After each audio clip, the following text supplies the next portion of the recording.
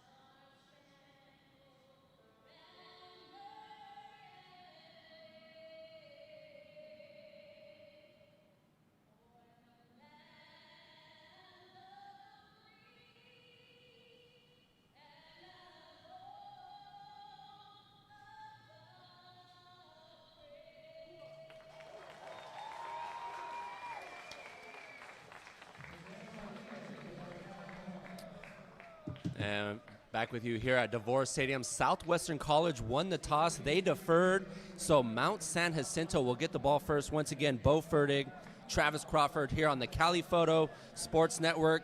Southwestern 3-0 on the season, matching their last two seasons of 1 win and 2 wins. Travis, it's a great turnaround for this Jaguar program. Yeah, they have done a great job just coming along and scoring points, getting different guys the ball, being able to play as a team. It's just been really good for this program. It's coming a long way, Bo.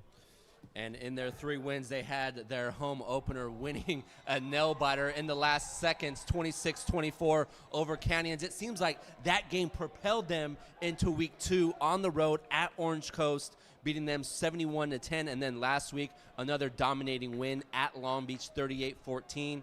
And on the other side for Mount San Jacinto, they had a tough loss week 1 against Golden West, but responded nicely week 2 at Long Beach, beating them 52-20, beating the Vikings, and then Orange Coast last week, beating them 42-14 at home. This is the Eagles' second road game on the season.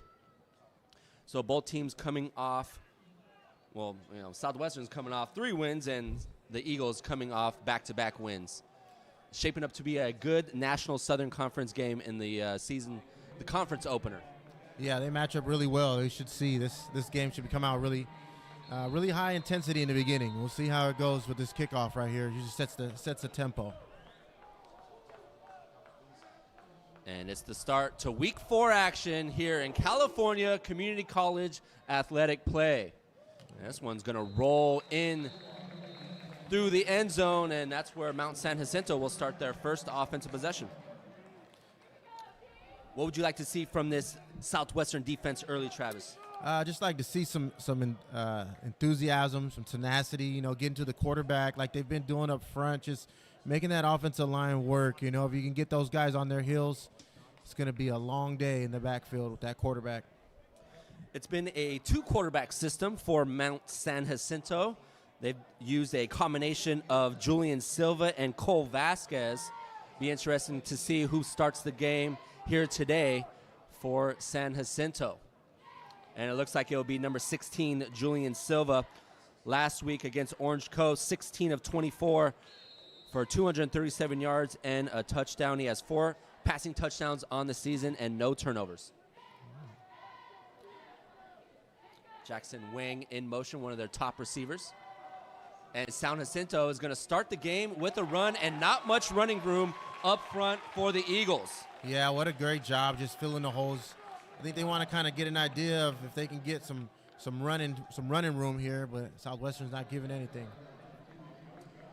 First to the ball was number 7, Jeremiah Jones, along with number 33, Brady Eads, out of Christian High School in El Cajon, California. The gain of 2 will bring up a 2nd and 8. This is the opening drive of today's ball game.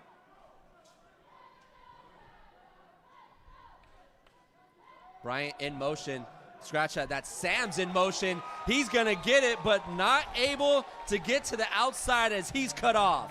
Yeah, running a fly sweep to the boundary, trying to see if they can get some weak side movement over there, and wasn't much going on. 33 came to shut it down. Brady Eads blows that play up in the backfield.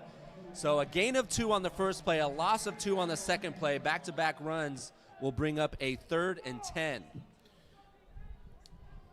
Wondering here if you'd like to see that little passing game come out on 3rd and long. Kind of put yourself in a situation here. You got to throw the ball. And San Jacinto comes out, looks like in a 12 personnel, 2 receivers, looks up the seam, has his intended receiver, Sams, gets in the Jaguar territory, and Sams with a big reception on 3rd down. Found a hole in the defense there, slip, and then he's off to the races.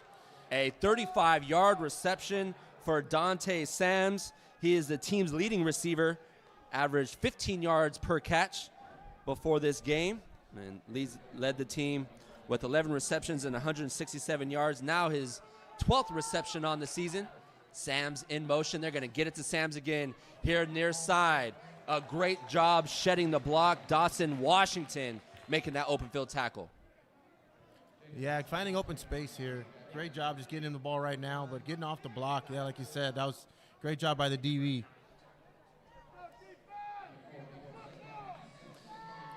That was number 8, Dawson Washington on the tackle. Number after 9. A gain of 4. It looked like 8. Might have been. Chancellor Chapa is also there near side number 9. La Chapa tried to get a hand on him. He slid through that would-be tackler. Needed to get to the 30 and does so. First down for Mount San Jacinto. Yeah, they found a little bit of room there to the boundary. Got a little bit of yards, got themselves first down. See how they go next play here. And that was running back Donovan Harvey with a first down run. We have a whistle on the field.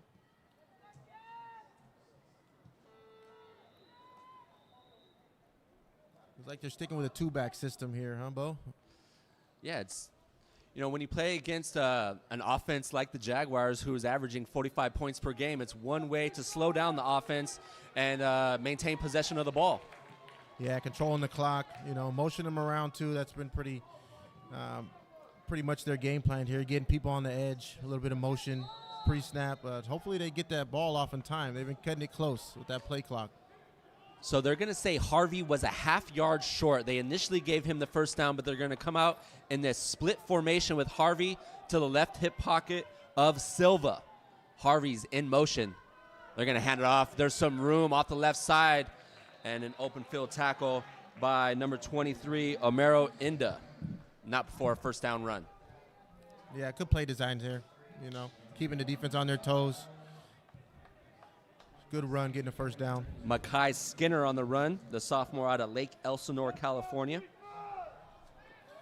Got to respect that motion, man, especially to the field with the opposite back. You never know. They can always pull it, drop it down, and throw it. So it opens up the offense. Let's get running back in motion. They're going to hand it off again, this time off the right side. Might the be a forced fumble, the ball's loose, and it looks like the Jaguars have hopped on it. Gotta wait now to see what they say. Looked like the forced fumble by Frankie Almeida out of Chula Vista, California.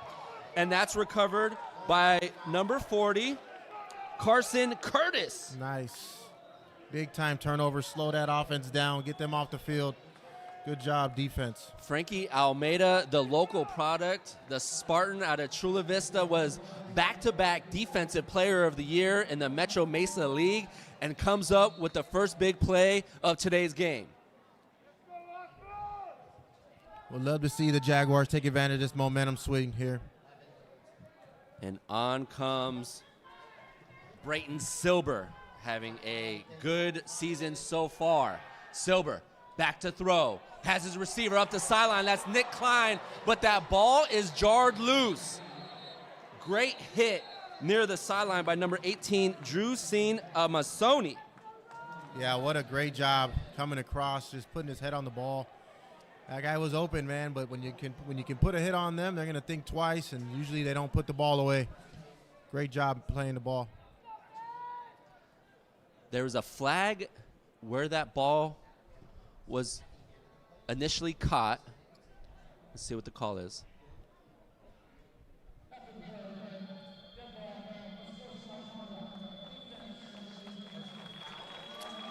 So they're going to say it was an unsportsmanlike conduct on the player who broke up the play, Travis. Yeah, when you make a big hit like that, it's hard not to step over the guy, but now they're going to call a penalty every time. You got to have sportsmanship, and hopefully, he learns to just get up and go back to the huddle. That's what you really want to do nowadays, is be disciplined enough to get up and play another play.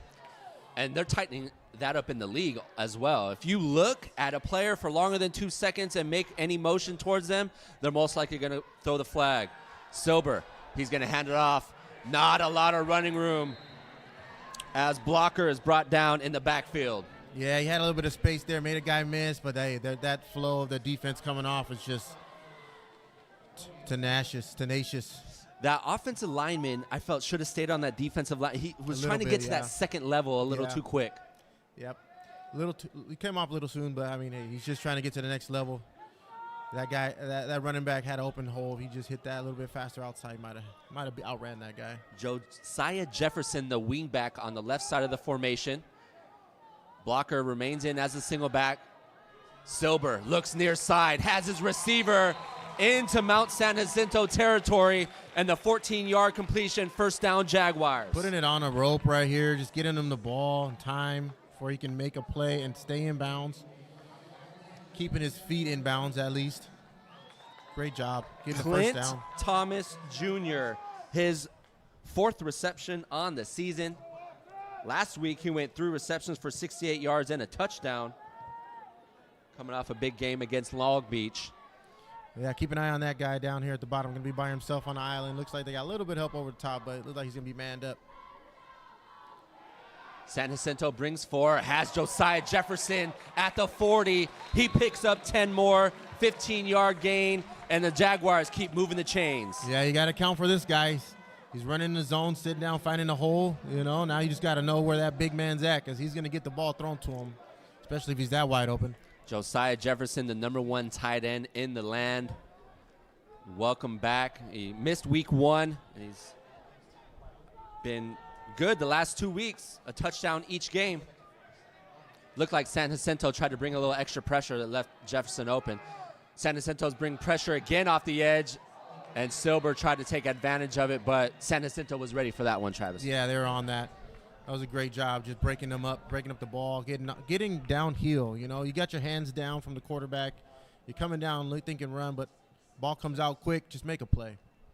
Looks like Jefferson is going to come off hobbling a little bit. Looks like he took an elbow to the ribs. It's never any fun. Those are little hip pointers you don't like to feel, but hey, got to play through it.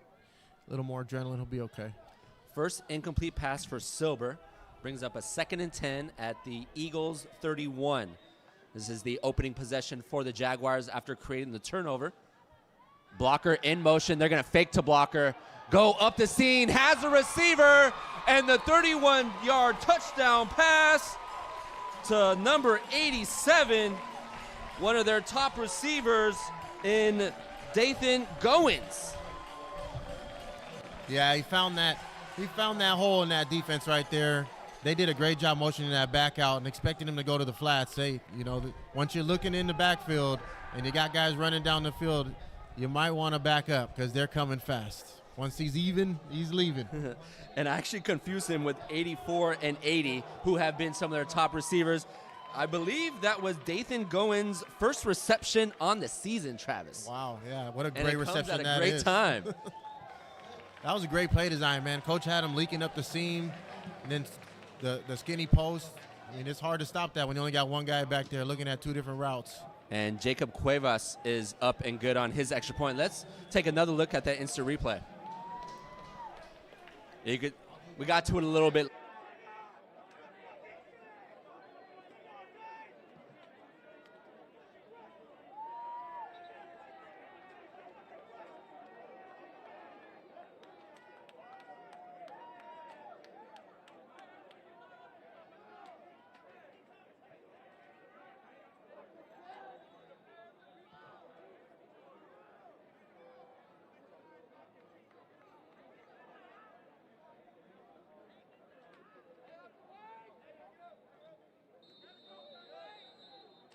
With this great weather we have out here. What'd you say, Bo? Man, this is beautiful. You know, one of the downfalls about playing in a day game is it's about 85 degrees, and I would say closer to 90 on the field. But when you get a day like this, nice breeze in Chula Vista, California, it's hard to beat.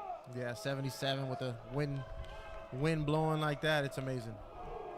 And Cuevas, his last touchback, this time will be brought in at the 6 by Sams. Ooh. Nice block near the 20. Sams runs into a caravan of Jaguars, and Sam's 20-yard return, he's shut down. Oh, yeah. Hey, that's what happens when you come down, man. You come down at full speed, you take one of the guys out, but you got 10 more coming, so great job on special teams. Yeah, even though that one guy got blown up, he took away that blocker from, like you were saying, from finding that next body. Yeah, you got to – sometimes – you know, you got to sacrifice for the team. And it might not feel good, but at the end of the day, the result comes as you expected. So the Eagles back onto the field after a turnover in Jaguar territory.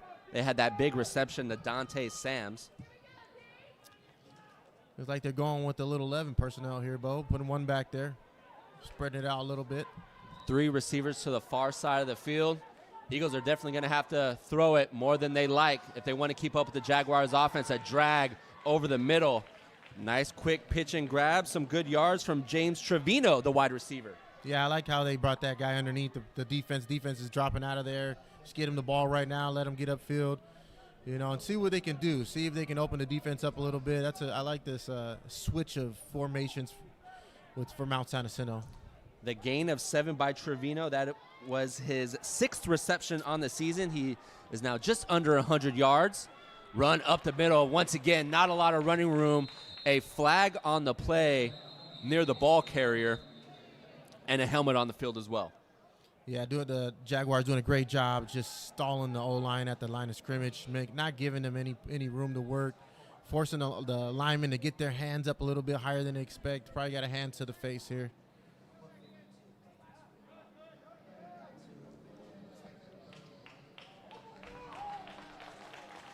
And the penalty is on Mount San Jacinto. That's going to knock them back after no gain. Jaguars will accept the penalty to bring up a 2nd and long.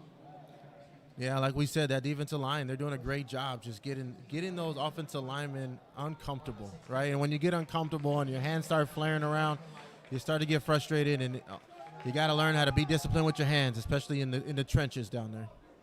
Up front, number 45, Elijah Dennis. Number 94, Eode Self, and number 99, Joshua Clayton. Up front. And then it's Jones and Eads Still at the sticking with linebacker 11. position. 4-2-5 formation for Southwestern. Silva, flush right. Tries to throw a far sideline down. Oh, and a flag late. Yeah, a little late flag there. Ball's uncatchable. Kind of got to get your hands off the receiver. Did a great job trailing him, but just a little too much at the end right there. Man, I thought he turned. His head was there. Were they saying he didn't allow the receiver to come back and get the ball? I think, yeah, he's just putting his hands on him when the ball's coming down. It's just can't do that. Especially when you got him pushed back like that, man. Just, you know, you got to find the ball don't help them make the play, is Yeah. what you're saying. For sure. Don't give them back the yards they just lost. Good coverage by Dawson Washington, just a little too much with the hands is what you're saying. A little too handsy. It's okay, though. What can you do? Defensive pass interference, automatic first down. Ball goes back to the Eagles 32. Silva will hand it off.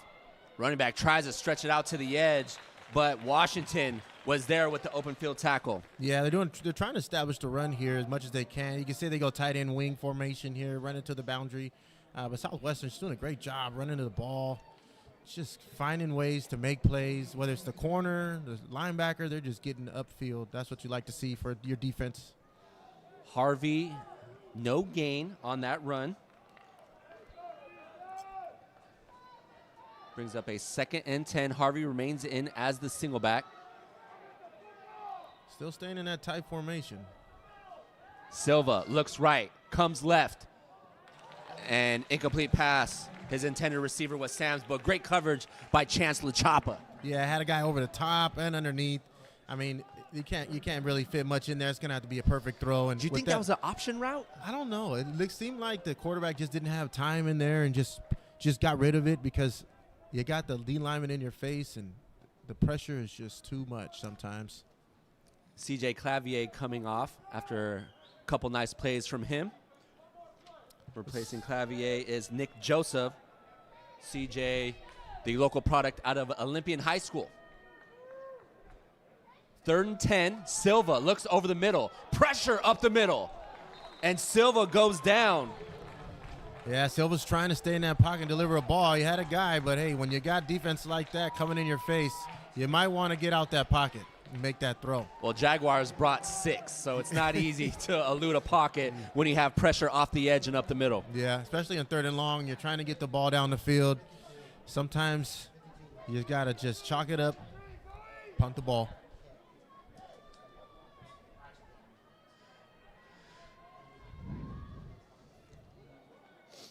Nice high spiraling kick brought in at the 26. Got some room. Picked up a nice block, has a lane, gets into Mount San Jacinto territory, but flags behind the play. Yeah, I was wondering if they're going to call that. He should have left him alone, but yeah, I mean, because right there. The defender was already by him. Yeah. Yeah, the returner already had him out leveraged to the sideline, man, and you're trying to come and help out where it's just look upfield, find someone else. Go get the guy that made the actual play, right? Nick Klein on the return.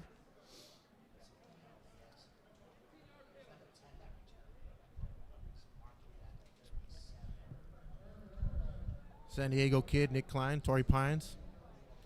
He had that nice one-hand grab that week 1. Yeah. In the corner of the end zone. Yeah, it's good to see him on special teams returning punts, showing your athleticism. Those balls are not easy to catch. That was a nice kick. Yeah. That spiraling kick where it's kind of coming from like 3 to 7, that curve kind of. And the spiral, I mean, it's a spiral, and when it comes down hard. But that one seemed to be perfect for him to return. A lot of the time it's hard to judge if you're going to take it or not, whether you just fair catch it or you're looking down at the guys gunning for you. But he's doing a great job of just catching the ball and getting upfield. Jaguars come spreading it out, looking like they're going to throw something. Blocker in as the single back. Blocker in the flats. Silver near side. Tough pass for Brayton Silver. That was a great job right there. That defense just stuck on their guys, man. Didn't give them any space.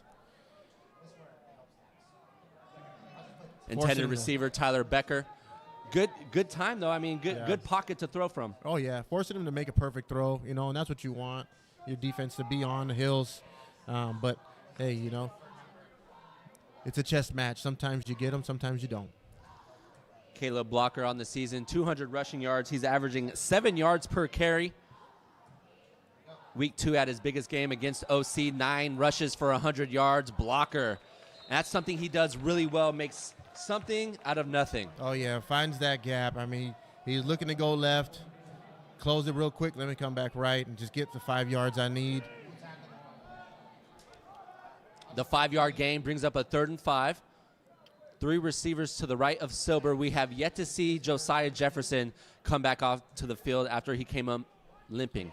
Yeah, he's got his helmet on. He'll be okay. Silber on 3rd and 5. Looks near side, pressure off the edge, and they're going to say it's an incomplete pass. Yeah, Mount San Jacinto wanted the fumble. Here's the replay. What do you think? I don't know. It was a great job coming. Brought too many people on that backside. Ooh, that was a fumble. Yeah, that was his arm was almost going forward, but hey. I think one of the reasons why when it's a 50-50 decision is if the ball goes forward, they figure the quarterback had possession long enough to make that ball go forward. Yeah, and if the arm's going forward, the ball goes forward. Yeah. I mean, if the arm's not going forward at all, the ball probably go straight down.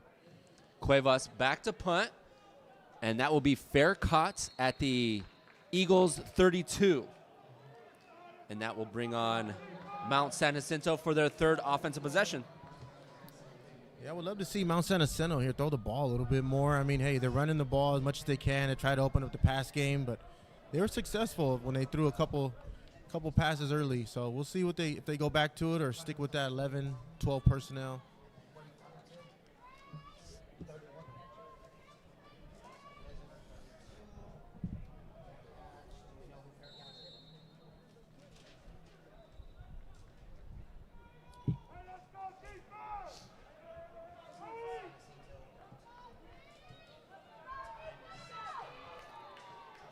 Silva stays in as the quarterback. Donovan Harvey, the single back, is going to play fake to him. Hits Sims up the seam, and that's too easy. Nice pitch and grab.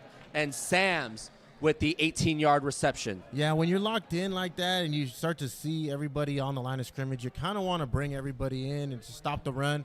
And they did a good job of showing that zone read, play action. It's so hard to stop when you're consistently handing the ball off. Sam's coming off his best game of his career, 7 receptions for 105 and a touchdown last week against Orange Coast. Harvey up the gut, lowers his shoulder, and one of his better runs, gain of 6, Travis. Yeah, it was a great job getting downhill, finding that small seam and just getting the yards you can get, right? Run between the tackles and fall forward. Jeremiah Jones on the tackle. 2nd and 4 now. Can't beat that. Silva has a couple big passes, both of them coming to his top receiver, number 1, Dante Sams. He has 14 receptions now on the season. Looks Sam's way. Sams near the first down marker, and that one in and out. Sam's had some room, too. He created some space. I like that play design there. Go to the single receiver. You got a slant early. You got a curl early. Now you're running some hitches. Just keeping that defense on their toes. You're going to have to play some man over there eventually. Devondre Buchanan on the coverage. Was it one of those situations where he tried to make a move before the ball got there? I think, yeah, he thought he had the ball before he actually caught it, Those are tough. Wang in motion. And we have a flag. Looks like some motion before the snap. A little false start. So after a gain of 6 on the ground, they're going to knock him back 5 to bring up a 3rd and long for the Eagles. Still in Jaguar territory. That's tough, man. You can't shoot yourself in the foot with those little penalties like that. You get good momentum in the beginning of the series, and then all of a sudden now it's 3rd down and 9 to go. What play do you got here, Bo? I don't think you necessarily need to get it all, but you want to be yeah, on this side of the 50, I mean, you got to make a decision. You're going 4 plays, 4 down territory. And motion again up front makes it more difficult for Silva and the Eagles offense. Yeah, when you're doing a couple motions too, man, and the offensive line is just they're ready to go. They're ready. They just got that twitch that just it messes with you sometimes. It's tough, too, because you want to switch up the snap count. Yeah. You don't want to allow the defense to just pin their ears and go on the first snap. Yeah. Or first hut. First sound, yeah, for sure. And that's what I think is getting them right now is they're finally getting the defense to sit back a little bit, and they want to get the edge on them. So here we go. Back-to-back penalties. A 3rd and long goes to a 3rd and longer. 3 receivers to the near side of the field for Silva. Jaguars bring 4. Silva goes far side to Sams near the first down marker. And that's a tough cover for Buchanan. That's just a great route. He's pushing him off. When you're bailing like that, must expect help over the top. So, I mean, either it's a cover 3 or a cover 2 if you're bailing. But well, I'd say with him bailing, that was definitely a cover 3. That linebacker has to get over in that hook route, hook area. That's 15 yards, though. He's not going to be able to cover that. That's something that you're saying corners, the linebacker is not able to get that far out. The corner's got to just settle down a little bit. When that guy's pushing past 10, you got to lock on. I mean, as a corner, you got to know where that first down marker is at as well. You got to know the sticks for sure. But when you're in that cover 3, your job is to make sure you're not get beat deep as well. So yeah, that's true. Ball came out. The ball's caught. A forced fumble. Is it recovered by the Jaguars? Was he down is the question. Nope. Looks like the Jaguars recovered it.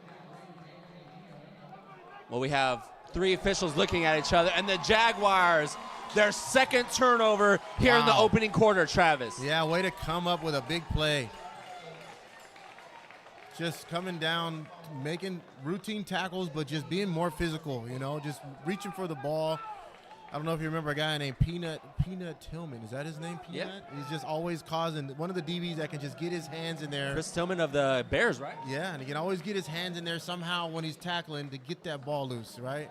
And now they're emphasizing that in a lot of tackling circuits here, college, high school, is find that ball and get it on the ground, right? Any way possible. They had been tacking that far side with Buchanan over there, and Buchanan got the best of him right there. Yeah, I have to say he redeemed himself slightly. Play fake to Fan. Silber wants it all. He's going to go deep, has a receiver wide open at the 20. That's Nick Klein, and the 65-yard touchdown for the Southwestern Jaguars. Way to get behind the defense here. Just got lost. When you're running a zone and you got the safety looking for the crosser, you got 2 guys on him and you're just peeking down. Man, that guy just backside post to just open field. Brayton Silber, his second passing touchdown of the game. Silber now has 9 touchdowns on the season. Where's that broom, Bo? Where's that broom? Number 10 has it on the sideline. Oh, here he goes. Oh, guess not. Yeah, it looks like they're just going to dap him up after the play, though. Yeah, I think they got a penalty, so. And that's, you could see second-year head coach Oscar Rodriguez getting to the grill of his player, as he should in that situation, because you mention it all the time. Celebrate with your team. Yes, on the sideline. And that's why I thought they were going to do it with the broom, but I guess he did a little bit too soon, right? Did it in the end zone. Referees got you. Now you got an earful. So Nick Klein with a 65-yard touchdown. That is his second touchdown reception on the season. He had 71 yards on the season. He pretty much matched that on that last reception of 65.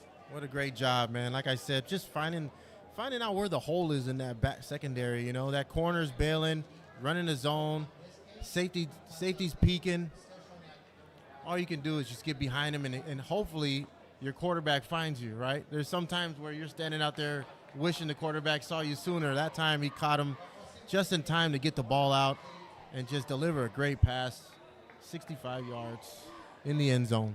Silber did a good job right there of creating a little extra time and space in the pocket as well. Yeah, well, with the play action, I mean, you got them sucking up a little bit, just the linebackers at least.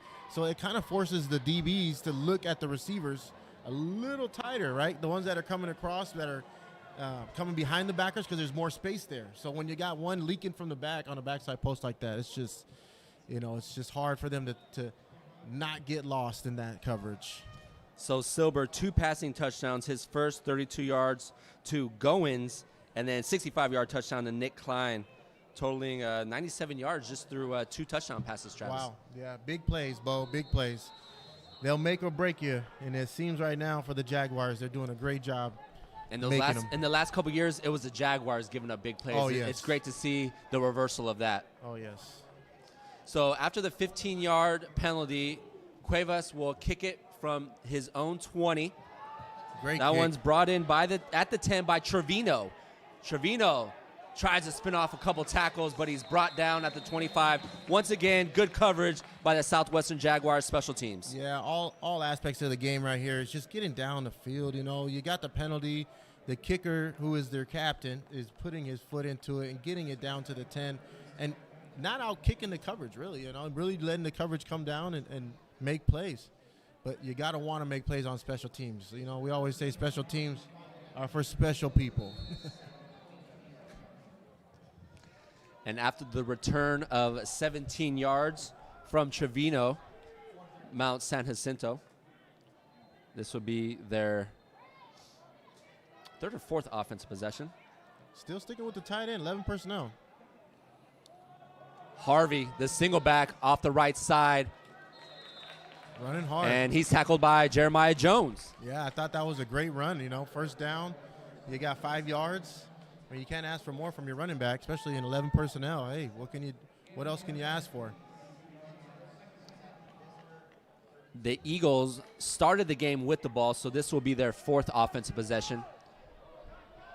After a gain of 5 from Harvey, we'll bring up a 2nd and 5. Julian Silva remains in as the quarterback. Silva looks far side. Nothing there. He'll be flushed near side. Has a receiver at the 45. Dante Sams once again.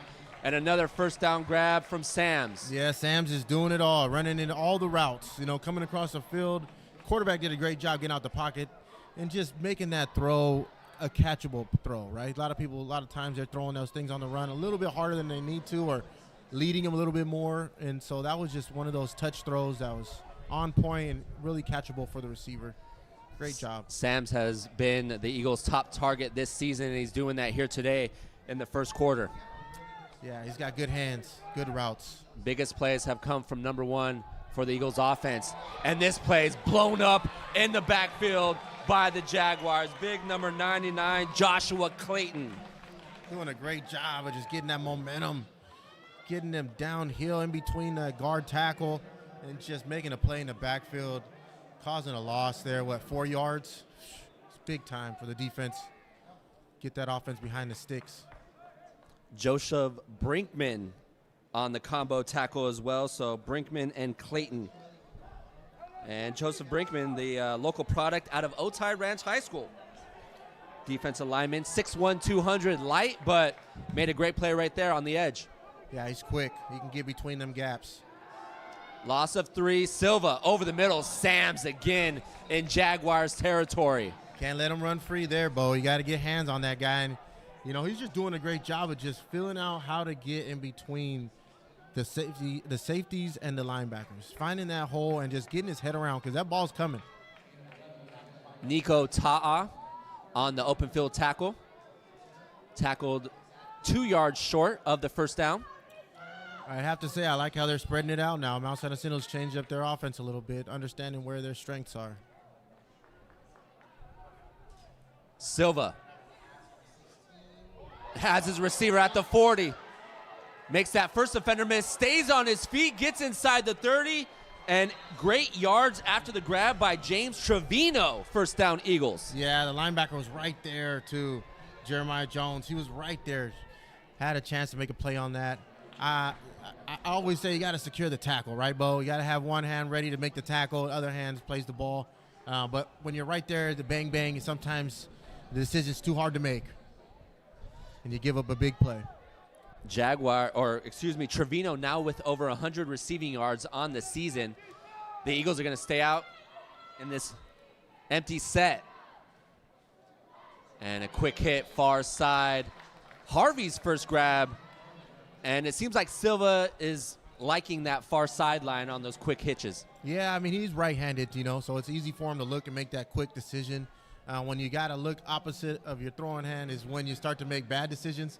So I think if you start to see him rolling out to his left a little more, you'll notice he'll probably get a little easier passes. But, yeah, the right side is so much easier for a right-handed quarterback to make that quick decision. It helps when it's the short side of the field, too. Oh, yeah, it's so close. Silva looks far side. He's going to go to the end zone. Good coverage by the Jaguars secondary, Travis, not biting. Yeah, that was, I mean, it's hard to say right there. He's kind of even with him. Like we say, he's even, he's leaving. But, I mean, that ball was just overthrown a little bit. You just gotta be sure that that receiver, you got leverage on him. Don't let him out leverage you. That was Joshua Ferreira, the product out of Grossmont High School, on the coverage. Incomplete pass will bring up a 3rd and long, 3rd and 7, 3rd and 8. Sticking it empty, huh? There we go. 3rd down. Julian Silva looks over the middle, has his receiver at the 20. James Trevino needed to get to the 16 and picked up a couple extra for an Eagles first down. Yeah, bringing the receiver to the quarterback's eyesight was something I think the coach did a great job of right there. It's just having him come in open field, understanding the defense and how they're dropping. It's just a great play design right there, especially out of empty. How they've been nickel and diamond on the outsides, and you bring a drag underneath. That's just hard to stop. It's been James Trevino and Dante Sams on this drive for the Eagles. Ooh, and Silva, dangerous pass, throws in double coverage right there. Good coverage by the Jaguars. Yeah, that was kind of what we were talking about. When you're looking opposite of your throwing hand, you're trying to make that quick decision. You're not really seeing those DBs or the linebackers that are collapsing from the outside and from the inside, right? And then you got a safety over the top. So that was unfortunate that they didn't pick that off. On the coverage was Dawson Washington, along with Jacob Sarasanzi. I would like to see a single receiver up here match up. He looks that way. Silva, he's going to tuck. He's going to run high steps a defender. Ooh. Takes a big hit by Washington. Yeah, what a great job just avoiding the tackler right there. But, hey, those are tough ones right there. You don't want your quarterback getting hit like that too many times. The gain of 8 on the ground. That was the first run for Julian Silva. And they're staying in this empty set right now, Travis. They must like what they're seeing from the defense of the Jaguars, and I think Coach Rodriguez sees something as well. So he's going to call a timeout. The first charge timeout. Oh, no. End of the first quarter. Nope, that's the end of the first quarter. Yeah, we don't have the clock in front of us. The scoreboard is currently out. So they're going to flip sides, but the Eagles driving on their 4th offensive possession, their best possession or best drive so far this game. Yeah, I mean, they had a couple good drives that ended with some turnovers, but I think the Jaguars lucked out there with the time running out to not have to use a timeout like you were saying. Yeah, give them a chance to breathe a little bit and kind of regroup, because when you're in the red zone inside the 5, there's not much you can do but play man, right? And if you're trying to play zone, you can, but you got to play man on the outsides, right? You zone up on the inside. So it's tough to figure out what you're going to do in an empty formation, especially when you got these receivers and the quarterback just making quick decisions. You kind of want to just man them up across the board, right? What do you think, Bo? Yeah, well, I'm always a fan of bringing a little pressure. But when you bring pressure, you leave the secondary susceptible, right? Yeah. So it's the fine line of Dante Sams has been impressive so far in this opening quarter. We have to find a way to maybe get some hands on him at the line of scrimmage so he doesn't get a free release and work from there. Yeah, use the sideline too, I guess you'd say, to your advantage. Understand your leverage on the receivers in this situation, knowing they can only run so many routes depending on their alignment. So, I mean, it's going to be an interesting series here.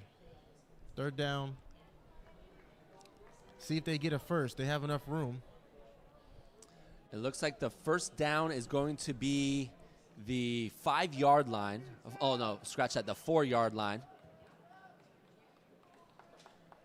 What do you do here, Bo? Do you go for the first or you go for take an end zone shot? I think this is 4-down territory right here, down 2 scores. For sure. The way the Jaguars are moving the ball, and when it's that case, usually you'll see a run right here. There's that timeout. So you were just a couple seconds late. Yeah. No, it was a couple seconds early. 1 second. Yeah, early. Sorry. Yeah, I think what might have happened right there was they were looking to defend like an empty set, and the Eagles didn't come out with that. So a little bit of cat and mouse now, Travis. Yeah, it's a little chess match, right? We talked about, and that was good on Mount San Jacinto's team side. They lined up and let the time run out, making them think they're going to come back. So now you had a whole meeting about one defense, and now you got to have a whole meeting about another defense. So, it keeps the defense thinking, and that's a great job by coaches, just taking advantage of the situation. Second-year head coach Oscar Rodriguez leading this defense. They had 2 turnovers here today, and both those turnovers equaling 14 points on the scoreboard for the Jaguars. Yeah, big time turnover, especially just stopping those drives because they were down here inside the 30, inside the 20. Yep. And those turnovers just flipped the field for them. And most of the time, the Jaguars, I would say in the past, really were just punting it back to them. But nowadays, when you got a big arm, you're able to make plays like that. And you got some athletic receivers that can find the end zone. You just got to get them the ball. So it's been a great job for them. Here we go again with that switching up formations, right? Yes. Being a coach. The cat and mouse, you got to love it. You got to love it. Hey, at least they're ready for both now, right? Right. So, yeah, because the defensive call before this should have been right now, before they called the timeout. Empty set, looked like movement. And you know what? Right there, it looked like they were in man coverage right there. Yeah, a little bit off, man. You never know, though, because those linebackers were kind of sitting back, too, so they might have some inside help. But when you're in empty, you really just got to keep an eye on that quarterback. It's like when you're dropping backers and you're playing man, quarterback's the only one that's not accounted for. And the Eagles continue to shoot themselves in the foot pre-snap penalties, not helping the offense out. Yeah, you got to wonder, though, too, is if they're running some type of underscreen or something that the linemen are going to have to be involved in, so they're just kind of antsy, You never know. We have yet to see a screen here today, and it looks like the Eagles will respond with the timeout. Here we go. Coach's duel. Yeah, in this situation, with it being 3rd and 8, it's tough to say 4-down territory because if you don't pick up any yards, I think getting points is more valuable at this point. Still early in the game. It changes. I mean, when you got 4 yards to a first down, you're thinking I can get that in 2 plays easily. If it's just a quick run here, maybe a quick pass here. But when you got 3rd and 8, your whole thought process has to change there because now you're thinking of, like you said, I need some points on the board. If I can't pick up 6 to 7 and I'm not a yard or 2 away from that first down marker, I'm just going to kick it, right? Because I'm pretty sure my field goal kicker is not going to miss a 20-yard field goal. But, hey, you never know. But, I mean, as a coach, you got to make the best decisions, right, for your team. So after both sides are charged with the timeout, they'll come out on a 3rd and long. This is the second time inside the red zone for the Eagles. Looks like they're going at 11 personnel. Wouldn't say it's their running formation, but they do have a tendency to run out of this formation. James Trevino, the slot receiver. Dante Sams at the top of your screen. There's that tight end. They find the drag and great tackle as soon as the receiver catches the ball, not allowing any yards after the grab. Yeah, it's number 15 right there, Jacob Sarasenzi, I'm sorry. Yeah, that was a great job of just staying on him because, like I said, they go 11 personnel to try to hide that tight end, right? To try to just keep him in there like he's going to block for the run, and then all of a sudden leak him across thinking that no one's paying attention. And that was just a great job keying your reads and staying on your guy, especially inside the red zone. And this would be a 27-yard attempt for the Eagles. They're on the board. So the 27-yard field goal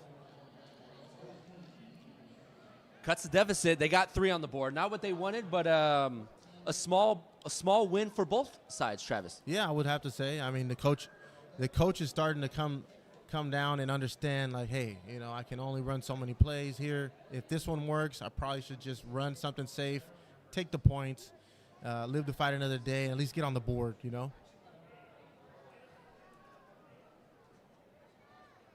I like how the coaches did that, though, how they came out and kind of battled each other in a mental part of the game. Right. This game is really physical, but you have to be mentally disciplined to really understand the different type of ways of playing this game. Sebastian Stapleton, after the 27-yard field goal, kicks it off, and that one will go through the end zone, and Jaguars will get their 4th offensive possession here in the first half. They had 3 possessions in the first quarter alone. Yeah, I would say they're actually controlling the clock, and it's been a little long first half, I would say. They're getting some big plays. They're trying to run the ball, but you notice that they went into the passing game, which is going to slow the game down a little bit and force them to take their time with their possessions now, right? A lot of times you see them throwing the ball up and down the field, running the ball, the clock's just running around. So it's good. They're able to actually get some series in, a couple series in this first half. And they come back onto the field after the 65-yard touchdown connection to Nick Klein. Brayton Silber, 2 passing touchdowns in the first quarter. That's Blocker up the middle. Takes the big hit, but Blocker always falling forward, Travis. Yeah, that's a great hit right there from number 18, Drew Sene Amisone. Great job coming down and hitting. Blocker averaging 7 yards per carry. Gets hit near the line of scrimmage. Not much room there. And it's going to take him 2 carries to get 7 yards. As mentioned, against Orange Coast in week 2, had his best game, 9 rushes for 100 yards and a pair of rushing touchdowns. We also saw him in the pass game, the running backs being used in the pass game in week 1. We have yet to see that here today, and a lot of that just because the passing game has been so effective to the receivers. Yeah, such big plays, you know, it causes different play calls for sure. Silber checking at the line. Jaguars need to get to the 35. Silber play fakes. Silber has a lot of time. Near side through his receiver's hands. And he had the first down if he would have held on to that. That was a good ball, just a little high, you know. Can't be perfect every time, but you get the ball to your receiver right there. You got to make that catch. The intended receiver, Dathan Goings, who had that 32-yard touchdown reception to start the scoring.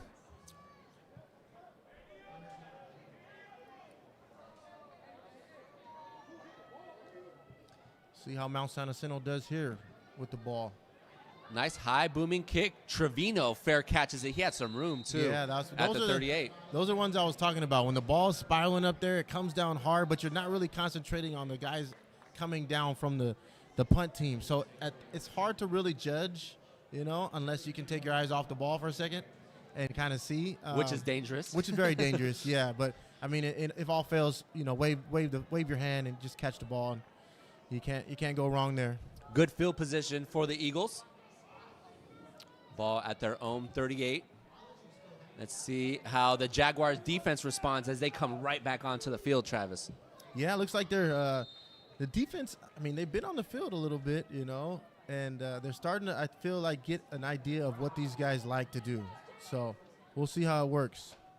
Harvey, the single back, he'll get it, crosses the 40 to the 42, and a gain of 4 for Harvey. Eagles still staying true to the run game, but not a lot of running room. It's hard, yeah. It's hard to run the ball on this defense, especially with those the bigs up front, man. Those D tackles right there are just not moving an inch. They are not allowing that offensive line to get to the second level. So that's when the linebackers are just making plays. Now, they did give up 5 yards, but they're going to force Mount San Jacinto to throw the ball. They want to keep it getting any. That's 99 Joshua Clayton and 94 Eode Self. Yes, big guys up front. Harvey again, off the left side. Hey. Needed to get to the 48 and got to the 49. Was tackled by Dylan Eads. That was a great job with the motion too. Opened up the defense a little bit there, but I think that that running game they're leaking it in there slowly but surely. But the defense is starting to figure it out, bending but not breaking. So back-to-back runs, totaling 11 yards and a first down for the Eagles. Ball at their own 49. Coming up on the 12-minute mark here in the second quarter. Silva steps up, pressure off the edge. He'll tuck and run and slide right before Eads is able to take a hit on him. That's what you want to see from a quarterback, though. Oh, yeah. Get out of the pocket and play for another day. Yeah, good job, man. Good job moving around in there. Like we said, those D linemen are getting some pressure on them with just 4 people up there. So when you can move around and get up and get 5 yards and not take a hit, that's what you want. And Jaguars bring in a fresh 4 up front after the 4-yard run from Julian Silva. Silva looks far side, throws in the double coverage. Ooh. Great job by Joshua Ferreira climbing back into that zone coverage. Yeah, you got to be careful here, though. Luckily, they didn't call anything because he hit him a little soon, but hey, He's looking for the ball. And that was a combo route, right? So we have a player we have the running back in the flats. Usually you'll see the linebacker step up on that, leaving that hook zone open. But because of the heads-up play by Ferreira, he fought back. Yeah, he came down. Ferreira's safety, he has hook to curl. So, I mean, he kind of the route kind of came into his place. So he really didn't have to do anything but just find the ball, and the ball came right to him. The incomplete pass will bring up a 3rd and 6. Julian Silva looks far side, has some time. Looks like the defender might have got there a little too soon, but they're going to call it an incomplete pass. Great job by Dylan Eads breaking that ball up. Yeah, bang, bang right here. I mean, I feel like that was simultaneous. It's that's what DBs are supposed to do. You know, you don't let them catch it, then hit them. You got to hit them right before, and it always comes out good when the ball's on the ground. Dylan Eads on 3rd down. Big stop by the Jaguars defense will bring on the punt team of the Eagles. Yeah, I would have to say the defensive back stepped up that series there. I mean, they were getting picked on early the first quarter, and I feel like they're finally starting to feel confident and just making plays. Nick Klein back to receive, and a line drive kick. Ball will roll through the end zone, and the Jaguars will get the ball with 11:06 remaining in the second quarter after going 3 and out. I want to say that was their first 3 and out as well. I think so. Of the game. I would have to say, I think so. Oh, actually, no. Job. I'm sorry. There's their second possession where they punted. They also went 3 and out on that one. Oh, yeah, that's right. So at this point, through 4 possessions, they either scoring a touchdown or going 3 and out. Yeah. Or controlling the clock. I mean, it seems like they want to try to run the ball as much as they can here. They're up a little bit. So we'll see what goes on.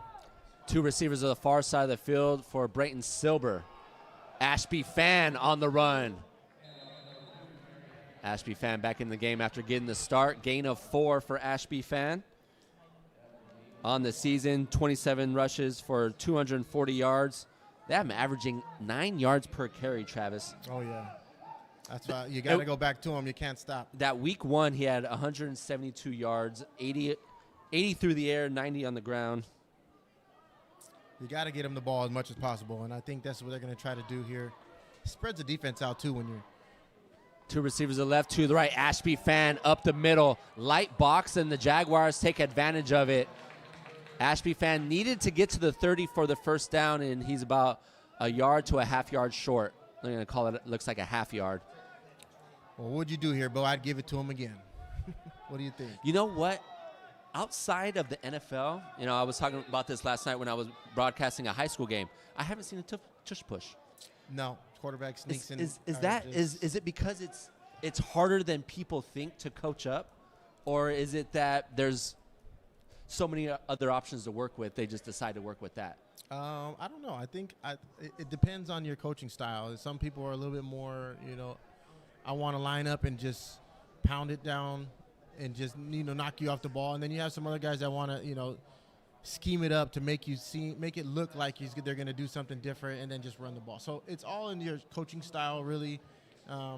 Some people like to have one of their tougher quarterbacks just be in there and just get the first down, like Jalen Hurts, who squats 500 pounds. He can do that, and not feel it, But when you got other quarterbacks that are a little bit thinner, I would say, and like to throw the ball more and stay in shotgun, you don't really want to put them in that situation. And they're going to say first down, Jaguars. Yeah, I'm kind of on that idea. When you have a quarterback like Brayton Silver, who's been on the season 9 touchdowns, no interceptions, you don't want to put him in a susceptible situation where he could possibly get injured. Yeah, there's been situations, you just have people that, I would like to say Patrick Mahomes, who did quarterback sneak and dislocated his knee. People fall on you the wrong way sometimes. Big guys in there can't really control which way they lay sometimes. And sometimes they land on you a little awkwardly and causes some injuries you're not expecting. So after the first down, Jaguars will hand the ball again to Pham. Pham plants that foot, gets upfield, and a nice gain of 7 or 8. Yeah, give it to him, man. Your workhorse is working. You got to give him the ball. He's doing a great job of getting downhill, finding that cutback. There's always a lane, and when you can run the ball hard one way and cut back to the lane that you see with your peripheral vision, it's just the game, it just slows down for you because everybody else is flying by your face. Robert Martinez, big number 79 out of Canyon View, Arizona, with a nice lead block, paving the way for Ashby Fan, who'll get it again on a 2nd and short. Once again, a nice little hole created by number 79 and number 55, Jonah Rodriguez out of Madison High School. Doing a great job up front. Those guys are just getting their D-line, their defensive tackles and their D-guards. They're turning them. They're getting their shoulder pads turned, and they're just creating seams. I would have liked him to bounce that because there was nobody outside. But, hey, he cut it up and got the first down. Can't ask for more than that. Another first down run for Ashby Fan brings up a 1st and 10. They're going to give it to Pham again. Tries to bounce it outside, but nothing there. Yeah, that time the defense did a great job knocking back that wing that came and tried to block back. Really the fullback. They line up at wing and just created a pile there. And the tackle for loss by Andrew Nasser out of Temecula, California. He attended Rancho Christian. Nice. No gain brings up a 2nd and 10 for the Jaguars after 4 or 5 straight runs from Ashby Fan. You talk about the depth of this offense, right? I mean, they put up 14 pretty easy without Ashby Fan touching the rock. One-on-one near side, Nick Klein. There was some jersey holding right in front of the referee's face, and no flag is thrown. What do you think, Travis, right here? Oh, man, if you look at number 10's jersey, you can see his shoulder pad is still exposed. I mean, you don't do that with running really fast? Is that what you're saying? I'm just saying, the evidence is right there. And Oscar Rodriguez wants to make his point heard. Like, do you want to see the shoulder pad of number 10 right now? Because it is exposed. Yeah. I mean, hey, sometimes the refs are just not looking in They're looking at a lot of different yeah, things. They're not looking in the right direction sometimes, and they're not realizing the ball's thrown right at them. So Bryant was on the coverage. Good coverage by Bryant. Silber on 3rd and long. He's hit on the throw. And that ball, thankfully, falls incomplete if you're a Jaguar fan. Wow, just relentless pressure here, getting off the blocks and just attacking. But, yeah, that was unfortunate for that DB, man. That ball's just looking like what we call a duck up there, and it just came down and hit him in the wrong part of his hands. Cause sometimes the ball can stay up in the air too long. Like, you almost have too much time to think. Yeah, I'd have to say next time you just got to attack those. But even when you attack those, sometimes the way the ball is just fluttering. Yeah, it's just hard to grab, Uh-oh. They're going to say movement up front. And that was one of the bigger hits Silber has taken in today's contest. So Eagles able to provide a little bit more pressure. We didn't see a lot from them. Yeah, I don't think in the first quarter. I don't think the quarterback thought he was going to get hit like that. More than likely, you'd like to see him move around in there, and that's what he did. In the prior games, he scrambles around and finds a good way to get the ball to his receivers. But I feel like that time he just got a little too relaxed in that pocket and took a hit he didn't need to take. James Trevino back to receive the kick at his own 30, and that ball's blocked. The punt is blocked by the Eagles. Number 10, Eddie Smith. Smith with the biggest play on special teams for the Eagles, through up the middle. Yeah, I mean, after that block, you right back at where you started. Didn't even get really a punt off, Just flipped the field right there. And there's a saying, when you block a punt, you have a great chance of winning the game. So, special teams can change a lot, especially when it comes to momentum. Eagles now with their best starting field position through about a quarter and a half. Coming up on the halfway point here in the second quarter. Harvey remains in as the single back. Trevino will be the receiver at the bottom of your screen, and Dante Sams at the top of your screen.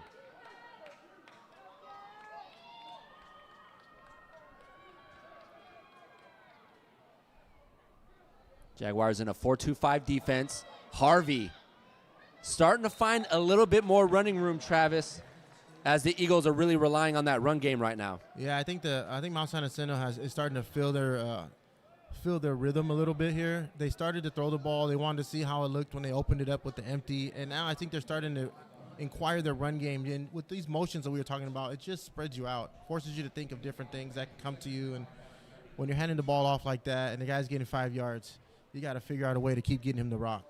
Lane Silman opened up that hole for Harvey. Gain of 5 will bring up a 2nd and 5 at the Jaguar 39. And once again, if there's been any downfall to the Eagles offense, it's been the pre-snap penalties. I want to say that's their 4th or 5th here in the first half. Yeah, that'll kill a drive real quick. As you've seen, pushes you back 5. You just got 5. Now you're back to where you started. It's just all that momentum you build forward, and to move back, it just slows you down a bit. Helps the defense out a little bit. Yeah, there. and it closes the playbook a little bit as well, because the 2nd and 5 playbook's still wide open. Not that you wouldn't run the same play on a 2nd and 10, but I don't see 2nd and 5, there's still opportunity to run the ball. 2nd and 10, not so much. Yeah, and then it also allows the defense to kind of pin their ears back now and know that you're going to have to try to get those yards back. So they love this 12 personnel, though. Love the protection. And that ball is skipped to Jackson Wang on the far side. Long throw for number 16, Travis. Yeah, those are tough throws, especially if your body's not turned completely and you're not stepping into it, trying to get all your just throw with all arm. You know, that's where it dies on you.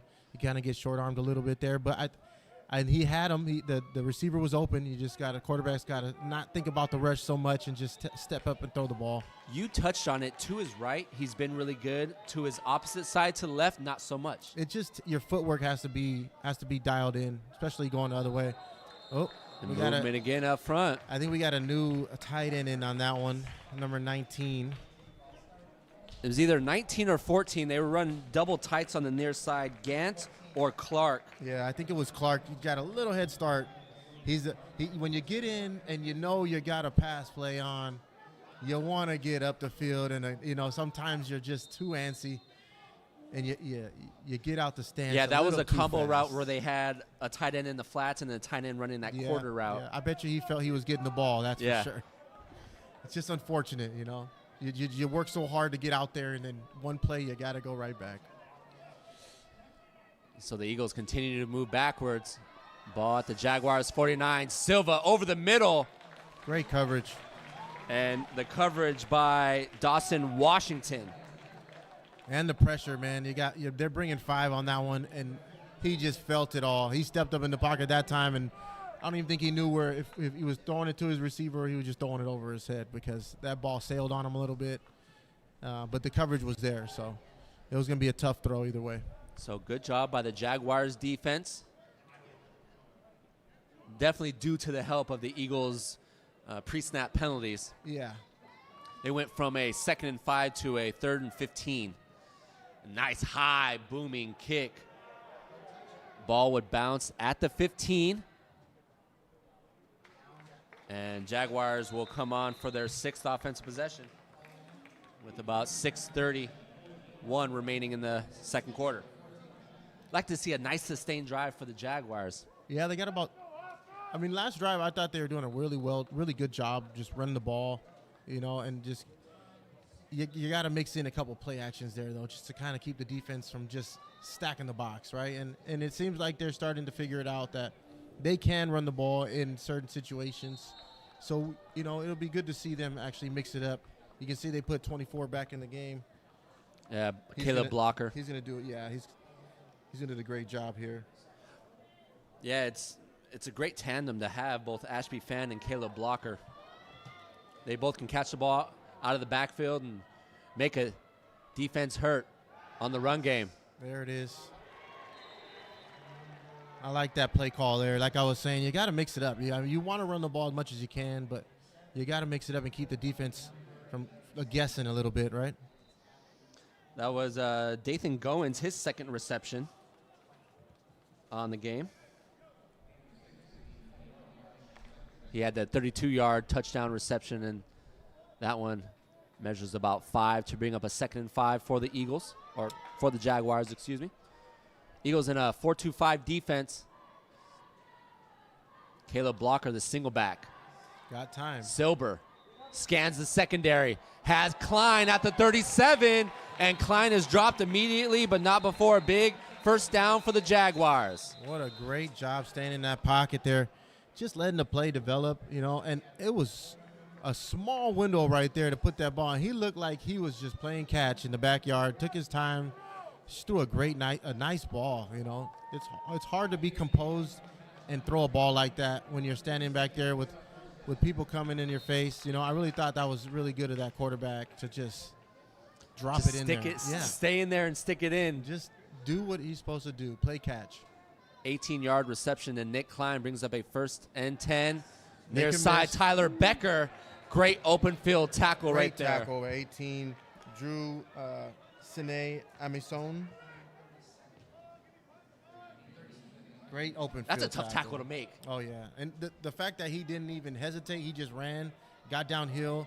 Those are instincts that some people don't have. And when you have that as defensive back, you're making a lot of plays and making a lot of tackles for losses.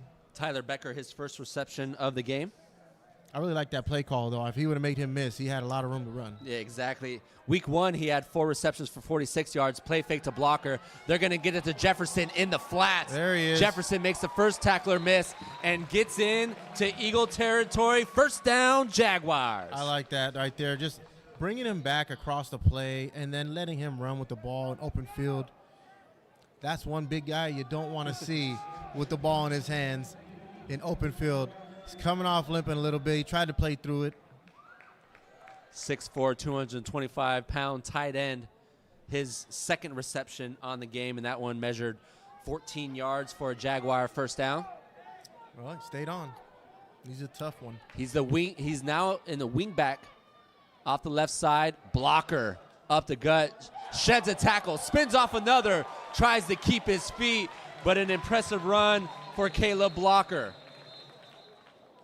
Yeah, that was he got a little bit of a block from Jonah Rodriguez. From Josiah Jefferson. He gave him a slight block there, tried to help him out, but you could tell he's hurting a little bit, so wasn't much he could really do. But for him to make those two guys miss in the hole like that and just spin out and find yards. Let's see what the call is. It just frustrates you as a defense. You feel like you got him in the backfield. You're doing everything you can. You're hitting the blockers. You're knocking them back. And then he just makes you miss, makes you look silly in the backfield. That's what good running backs do. Hands to the face. We didn't see that 5 or 10 years ago. No, I feel like in the trenches they're getting a little more. They're scrutinizing the way they play up there, just because they don't want those fingers going into those face masks. And back in the day, you get a lot of broken fingers. They don't want those. Blocker remains in as a single back. He's going to get it, try to stretch it out to the left. Just so tough to bring down, but great pursuit by the Eagles defense. Yeah, great job there, just running to the ball. That DB came up, wrapped him up, got thrown off him, but then there's 3 more guys coming to finish him off, and that's what you want. Julian Santoyo, first one to the ball. Slowing Blocker down.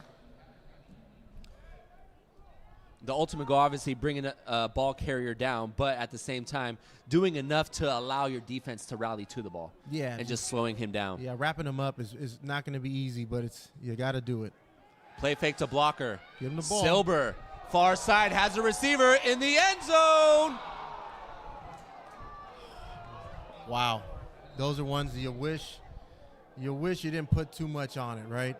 Those were the balls we were talking about, He Bo. stopped running. Yeah, that ball was out of bounds, though. I mean, he's wide open. Those are ones you got to play catch, right? We talked about earlier. When he's in the pocket and he's under pressure, it seems like he's calm and collective. But when he has a little bit too much time on his hands, he wants to sometimes make a great throw. And that one, it's tough. Incomplete pass will bring up a 3rd and 11. 3:15 remaining in the second quarter. Jaguars have led throughout this first half. Blocker, the single back, 3 receivers to the far side. Blocker will stake the direct snap. He needed to get to the 18. He's driven back from the 22. Great play design. I mean, hey, at least you get enough to get to the field goal range if you're going to go. Oh, they're going to go for it, looks like. Andrew Nasser and Amasoni on the combo tackle. And I think Coach Rodriguez and the Southwestern Jaguars are going to take a little extra time to figure this one out. Oh, no. Interesting. Mount San Jacinto with the timeout, their second charge timeout in the first half. Yeah, you're wondering here if they're trying to think of setting up either, some type of block, if the Jaguars decide to kick, to just try to stop them and get the ball back and probably just conserve some time. They got 2 minutes, 50 seconds left. They can get the ball back here, put a drive together, and get some points on the board. So that would be ideal. This will be about a 39, 40-yard field goal, which is doable, for sure. Jacob Cuevas is just outside the huddle, so it looks like the Jaguars are going to go for it here on about 4th and medium, 4th and short.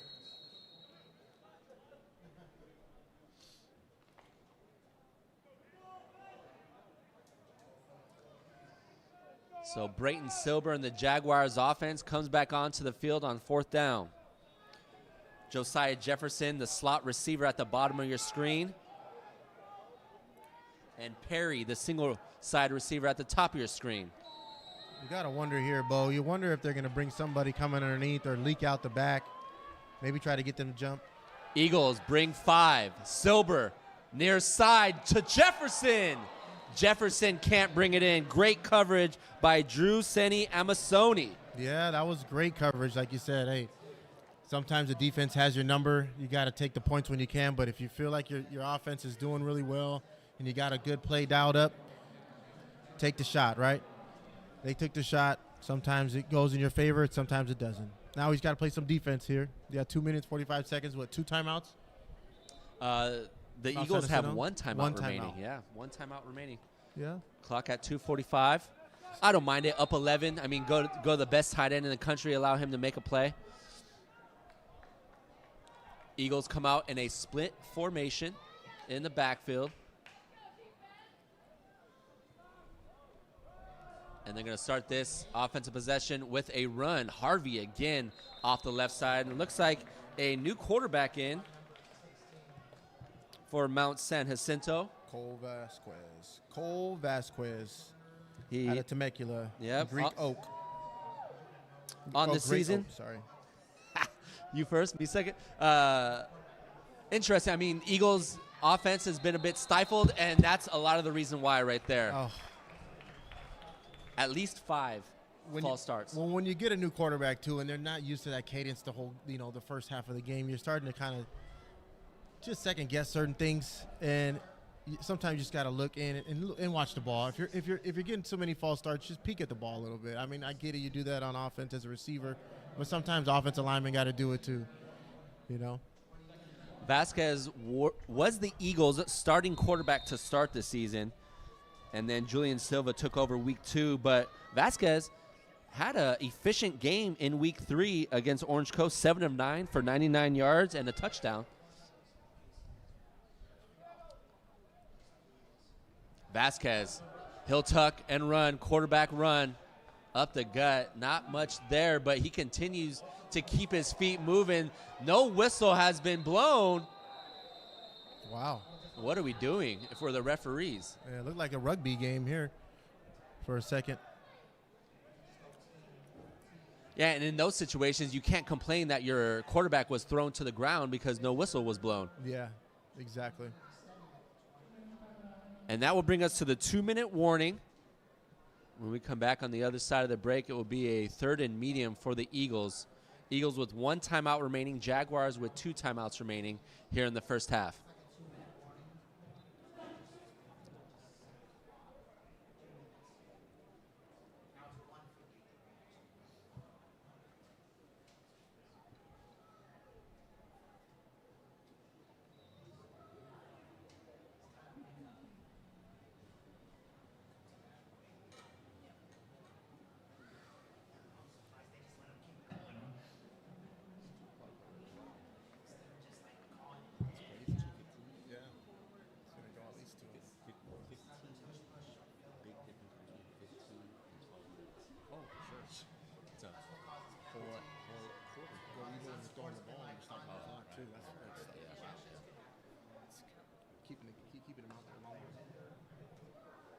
Back with you here on the Cali Photo Sports Network. Bo Furtick, Travis Crawford, here on this beautiful Saturday afternoon in Chula Vista, California.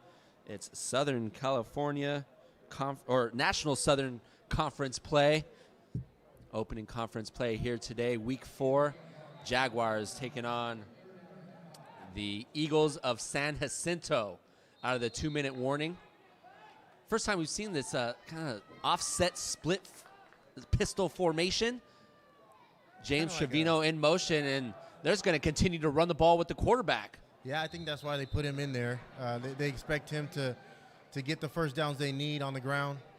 And if he needs to throw the ball, I'm pretty sure he's capable of doing that. But it seems like his dual threat abilities is why he's in there right now, just to kind of switch it up and have some options. So back-to-back runs for Vasquez gives the Eagles a first down. Vasquez one-on-one, and that one overthrown his intended receiver by 5 yards. Good coverage on the far side.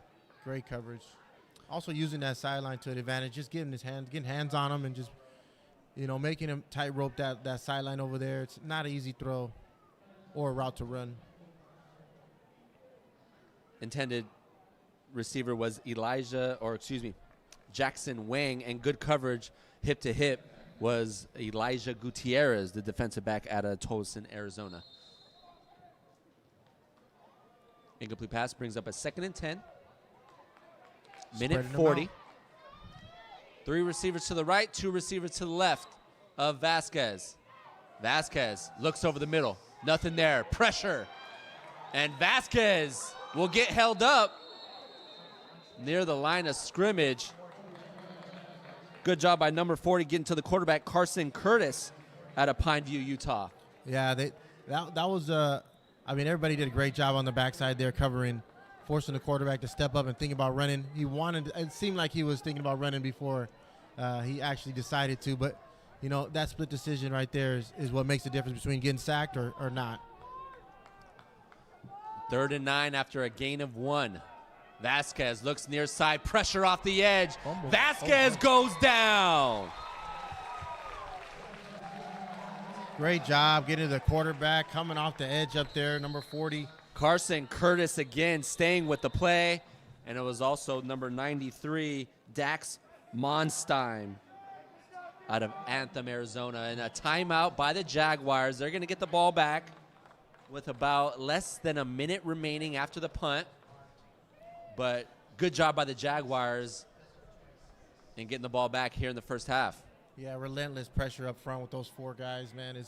It changes the whole aspect of the game, forces the offense to just think about protection, and lining up in that 11 personnel, 21 personnel, just keeping somebody back there to give an extra blocker to the quarterback so he can throw the ball. But when you got that type of pressure, you got to really understand, you got to run some type of screen or something to get the defense off their high horse. Right there, they just rushed 4 though. Yeah. But either though, you can release them and because everybody else is dropping, everybody's playing man. Right. So if you get those 4 out of your way and you can get the ball with your linemen up, with blocking with room to block, you might have a chance there. But you're not gonna be able to drop back when you're not able to block it all up front. Nick Klein back to receive for the Jaguars. His heels at the 33-yard line. Yeah, probably going to scoot up just a little bit. Oh, tough snap. The punter can't come up with it cleanly. And a big... Wow. We were talking about a block punt, right, Bo? Might change the game. Well, you just got one right back. Jaguars get one of their own. Yep. And Jaguars, with 57 seconds remaining, start with the ball in the red zone. What else can you ask for, right? You play some defense. You put relentless pressure on the offense.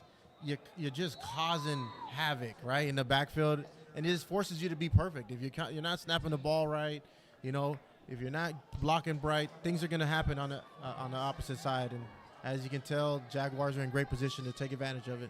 Goins, the slot receiver, 3 receivers set at the top of your screens. They're going to give it to Blocker. Blocker off the left side, a flag near what would be considered a hold. Got those big guys out there. Yeah, stretching them out a little bit.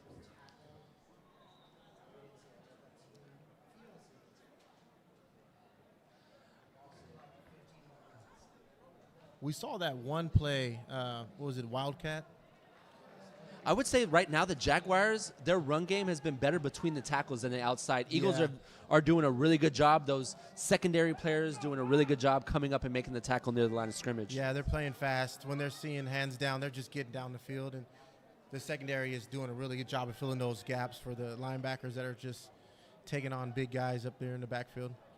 But like I was saying, the Wildcat, I really like that play call. They ran it once I think the first week we broadcasted. They ran it again and did really well. You would think they go back to that one time. Hold will bring up a 1st and 20. Silber looks near side, back shoulder pass, and skips it to his intended receiver, A.J. Perry. They had great coverage there. Corner was just bailing, keeping everything in front of them, trying to stick with that deep 10-yard route, right, that you like to pass off to the safety. It's just forcing the quarterback to make one of those hard throws to the sideline. Clint Thomas Jr. was the intended receiver, number 84. He remains in as the single receiver at the bottom of your screen. Nick Klein and Tyler Becker at the top of your screen in the slot. Silber looks one-on-one. Silber to the end zone. Touchdown, Clint Thomas Jr. The 25-yard touchdown pass from Brayton Silber. Man, those right there are hard to defend, right? Especially when, you never know what the flags are right here. It could go either way, but, hey, that was a great grab overall, and you got to give him some credit for being able to adjust to that football because the quarterback put it in a place. What was even more impressive? Defensive pass interference, and Clint Thomas Jr. still brings it in. Oh, yeah. That was hand fighting at its finest right there, and the one that wants the ball is going to come down with it. That was a great job going up and getting that. So once again, the defense providing some mojo for the offense to put them in good scoring position. And Jacob Cuevas is 3 of 3 on extra points. Jaguars with a 21-3 lead, 30 seconds remaining in this first half. Yeah, taking advantage of that ball placement. They were inside their red zone, and you got to get those touchdowns when you get the option to. And Jaguars are taking advantage of their opportunity right there. You got to love when a quarterback sees one-on-one and puts trust in his receiver, and that's exactly what Silber did right there. Yeah, he's doing a great job, too, of just understanding the matchups. You can tell when the corner is outmatched by your receiver. You can tell if your receiver can outplay him when the ball's in the air. And so just having, like you said, having that chemistry and that trust, knowing that I'm just going to put the ball up there and he's going to go get it for me is a great feeling to have at the quarterback position. Clint Thomas before this game really just had his coming out part, I guess you could say, 3 receptions for 68 yards and a touchdown. But he's already had a couple big grabs here today. It's great to see. It's great to see the depth right now of the Jaguars offense, right? It's not just 1 or 2 guys. It's been a multiple guys, a handful of guys on the offensive side. Yeah, and I think they went back to running the ball and opened it all up for them. It forces the defense to just play different types of defenses. You're playing man on one side. Well, it creates those one-on-one opportunities, doesn't it? Yep, locks it up for them. And a short kick to Dante Sams. Sams tries to reverse fields, but he is brought down by Carson Curtis. Not only on the defensive side, but the open field tackle on special teams. Yeah, and he's coming down like a bat out of you-know-where, Bo. That's not a good place to be. That's a great job, man. That's a great job flying. And with 26 seconds remaining, 1 timeout, I don't think the Eagles are going to try to do too much. Yeah, no, especially with 1 timeout. There's not much you can do here. I don't think you would want to put your quarterback or your players at risk either.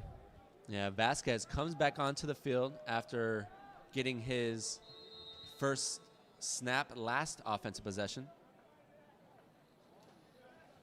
It's been Julian Silva started the game, and Vasquez has now gotten the last 2 possessions. Vasquez looks near side, nothing there. He'll be flushed out of the pocket. Vasquez has a lot of running room. He decides to pass it to the running back, Harvey. Good secondary coverage by the Jaguars right there.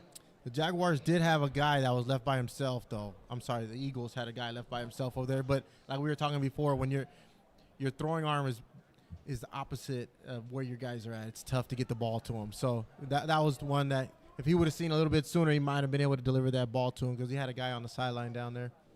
The pocket was collapsing a little bit, so Vasquez had to, he had to roll left, and going against your body never easy. And throwing over the middle against your body is the last thing you tell a quarterback to do. Oh, yeah. Vasquez is just going to hand this ball off. Harvey. There was contact near the line of scrimmage. Harvey picked up a couple extra, but it looks like that will take us into halftime. A well-played game by the Jaguars here in the first half. Multiple turnovers resulting in multiple scores for Southwestern, Travis. Yeah, they're doing a great job on all aspects of the field. We talk about their special teams. We talk about them just playing catch and catching the passes that need to be caught, making the plays that need to be made. But I feel like if, the Eagles were just a little more disciplined up front when it comes to the offense, they would be in a better position. Right. And we'll see. Right. I'm pretty sure that's what the coach is going to tell them. Like, hey, guys, we're doing okay. We're just shooting ourselves in the foot. Can't go back 5 yards when we're starting the series, right? You got to go forward and keep going forward. So we'll see how it goes. And that will take us into halftime. Southwestern 21, Mount San Jacinto 3. Catch you on the other side of the break here on the Cali Photo Sports Network.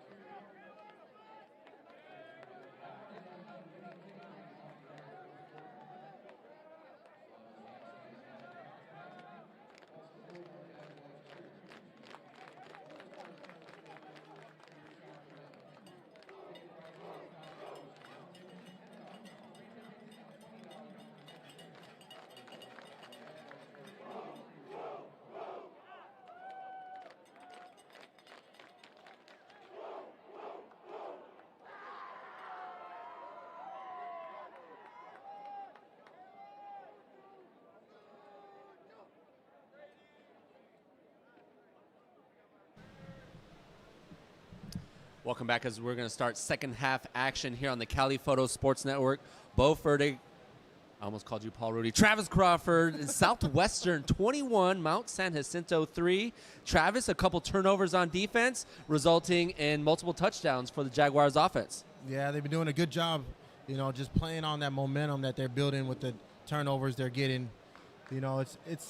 It's always a beautiful thing for your team when you can capitalize and get that momentum back and just continue to ride it throughout the whole game. We'll see how they do this second half, but that whole first half, I felt like they were able to just control the clock on their own terms. And then the big plays, the blocking of the punts, it just changes the game, puts them up 21 when they only had 14, Let's go through the scoring of the first half. Goins got it going early. It was Brayton Silber hitting him on a 32-yard touchdown. Goins' first touchdown of the season. Then Nick Klein gets his second receiving touchdown on the season, measuring 65 yards. And in the second quarter, 27-yard field goal cut the deficit 14-3 for Mount San Jacinto. Then it was Clint Thomas Jr. right before the half after that muff snap with a 24-yard touchdown. Silber, who's going to come onto the field right now, 9 of 18 for 187 and 3 touchdowns in the first half. But the big note for Mount San Jacinto, 9 penalties for 74 yards. They definitely shot themselves in the foot multiple times and really slowed down their drives. Yeah, a lot of times they're on, 2nd and 5, and then, it just pushes them back to 3rd and 10. That's just never a good sign when you're just not in sync up front, right? So hopefully they made some adjustments, kind of calmed down a little bit and got some water and got out the heat and see if their brain can function a little bit better, right, Bo? What do you think? It was Clint Thomas Jr. leading the receivers in the first half, 3 receptions for 54 yards and a touchdown. Nick Klein had that 65-yard touchdown. He was 2 for 83 in the first half, and Goins 2 of 37 for a touchdown as well. Southwestern Silber, 187 passing yards in the first half, 9 of 18, but 3 touchdowns. And Silber's going to keep. He doesn't do this often, but when he has an opportunity, he will take advantage of it. Oh, and they got a late pull down over there. See if they call anything. They are not going to call it. Interesting. Wow. Yeah. Silber keeps, and about a 17, 18-yard gain. Usually when a defender releases, they don't call it, but he brought down Silver from his collar. Yeah. That was a tough no call for. The 2 refs ran up on that. Not one, but 2. Yeah, they both ran up and both looked at each other and held the flag. So we'll see how it goes. 2 receivers to the left, 2 to the right of Silber. This will be Ashby Fan. Nice gain in the first half. Fan 6 rushes for 23 yards. It's good to see Southwestern come out running the ball. What do you think about that, Bo? Yeah, I know on that one offensive possession when they were driving the ball well, it was through the run game. And you want to be balanced on offense. We know Silber's doing it through the air, but the best offenses are usually balanced because there's moments where you have to run the ball. Yeah. You have to keep the defense on their heels, and that's one way to do it. Yeah, I like that wing set they keep in there. He always gives them the option. Gives him an extra blocker as well. Ashby Fan sidesteps a defender, bulls through another defender, and a big first down for number 2. There he goes, getting that momentum going, running hard. Just seeing the secondary and just not caring who's coming to tackle him. I'm going to run you over if you're coming my way, or I'll make you miss. And that gives them the option next time. They don't know what to do. Do I get out the way, or do I just lay there and get ran over? Eddie Smith on the tackle, but not before a big gain by Ashby Fan, his largest of the night. 17-yard gain, brings up a first down at the Eagles' 37. Ashby Fan again, this time up the gut, falls forward. Those are ones you would think the quarterback would kind of second guess on keeping again, just because when you look out there, you don't see anybody. You got the wing coming down, blocking the edge, and if you pull that one time and you get 18 yards, you might want to think about doing that again. But, hey, quarterback's giving it to his workhorse, and he's doing a great job of getting upfield. Ashby Fan remains in. Silber. He has 10 touchdowns on the season. Ashby Fan hesitates, finds a small hole, but not much running room right there. Much better job by the Eagles front. Yeah, Eagles are doing a great job understanding when they see that wing in there. You know, it's probably 80% run. You might have a pass out of that, but you only got a single receiver that's really going to hurt you. So, I mean, they're starting to stack the box when they start to realize what's the formation, who they got in there at, tight end. Wiley Carber will remain in as the tight end. No Josiah Jefferson. He's at the top of your screen in the slot. Clint Thomas Jr. in the slot at the bottom of your screen. Play fake to Ashby Fan. The slant hits his receiver at the 23, gets inside the 20. Great play call. Getting that defense to bail a little bit, thinking they're going to be able to drop in the zone and just hit them right behind the backer that's getting out there. Man, that's just a great ball, great play call. Some good football all around. Another 17-yard gain, this time through the air. Clint Thomas Jr. now 4 receptions for 71 yards and a touchdown. And like we said in the first half, is being able to mix it up, right? Running the ball, getting a pass in there, play action in there, just changes the way the game's played. And it's all based around a good running attack. Ashby Fan off the left side. Once again, number 10, Eddie Smith there at the point of attack. Yeah, they're sniffing that out now. They're starting to realize that quarterback will pull it, but he's not going to pull it much. So we're looking 90-10. Yeah, maybe. One out of every 10 times he's pulling. But I'd be surprised if he doesn't pull it maybe 1 or 2 more times this game and have a lot of room to work. No gain on first down brings up a 2nd and 10. Inside the 20, Silber was looking for a bubble screen, didn't get it, so he'll tuck and run and get back to the original line of scrimmage. Yeah, that was one I really thought, it was just poor timing, but hey, you got to run it sooner or later. That receiver, the defense that they had set up for that was already taking it away. The DB was already up. There really was no bail or anything like that, so he really just sat there and disrupted the play just with his presence. Wiley Carber still remains in as tight end. No Josiah Jefferson to start the second half. This is the opening drive. The stretch, the pitch. Ashby Fan with a lot of room inside the 10. Wow. And gets brought down just beyond the first down marker. It'll bring up a 1st and goal for the Jaguars. Yeah, getting on the edge right there. Quarterback made a great, quick decision. Some quarterbacks want to be selfish right there and tuck it up inside. I'm pretty sure you've seen Michael Vick do that before, huh? But he did a great job getting him the ball in space. And that was actually a really good tackle by that DB. That guy came down and made an open field tackle, and, those are not easy to do one-on-one. Caleb Blocker in as the single back. A lot of room at the top of your screen. He'll get the direct snap inside the 5, but is tackled backwards. Once again, number 10 on this drive has been big. Eddie Smith out of Winchester, California. Yeah, Eddie Smith came up with a big tackle right there. I really like they ran that Wildcat again. I was expecting them to run that one more time, and it was good that they were able to get that in there. It keeps the defense on their toes, right? Keeps them thinking like, hey, anytime that guy's back there, he might get the ball snapped directly to him, so got to keep an eye on him. And you mentioned tackling him backwards. We've seen Blocker just always fall forward. Oh, yeah, that was probably the first time I've seen him get tackled back, yeah. Knockback tackles. Silber will keep the stiff arm. Oh. Breaks through a tackle and gets in for his 2nd rushing touchdown on the season while he flexes on him. Hey, wait, those are the ones that, hey, you made a decision to keep it and you took a couple hits, but way to be strong, young man, and get in that end zone. That's the last thing Coach Rodriguez wanted to see his quarterback do. Give a stiff arm, bounce off another tackle, and flex while falling down into the end zone. Well, I guess like you said, 1 of 10. That was the number. That was number 10. So he kept it. Jacob Cuevas on for the extra point. And Cuevas is 4 for 4 on the day. And Jaguars take the opening drive for a score to start the second half, Travis. Well done, yes. Well done on their part. They mixed it up really well.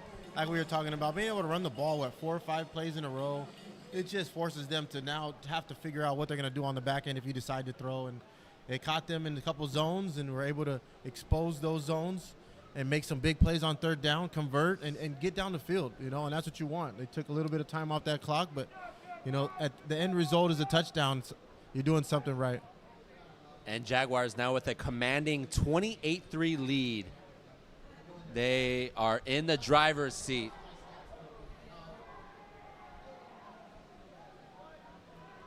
What's that? What are they doing? Do we know what? I have no idea. Okay. Do we want to know? They're high-fiving the gods, the football gods up there. Kind of looked like they were almost like waving to the opposing crowd, but I don't want to say that. That was not the whole team was doing it. That was different. I just wanted to make sure there was something that I didn't know about. Special teams, Bo, Yes. are for special people. Remember that, okay? Jacob Cuevas on for the kickoff. James Trevino back to receive. And Dante Sims gets it at the 13. Oh, and Trevino is blown back. Sams with the short return, but let's look at this play right here. Trevino. Guys are flying around out there. And he is blown up by number 27, Donovan Hamlin. That's a way to get onto the field. That's the way to lay the hammer, is what we say that is. Bring the smack down on them and knock people back, right? And that will cause havoc in the back, and people will just start to think twice about what they want to do back there, right? And that's what it looked like. He didn't know which way to go, left, right, maybe just fall down because everybody's hitting the ground. And a short return from Sams. He brought it in close to the 13 and only a 10-yard return on kickoff. Yeah, what a great kick. And coverage.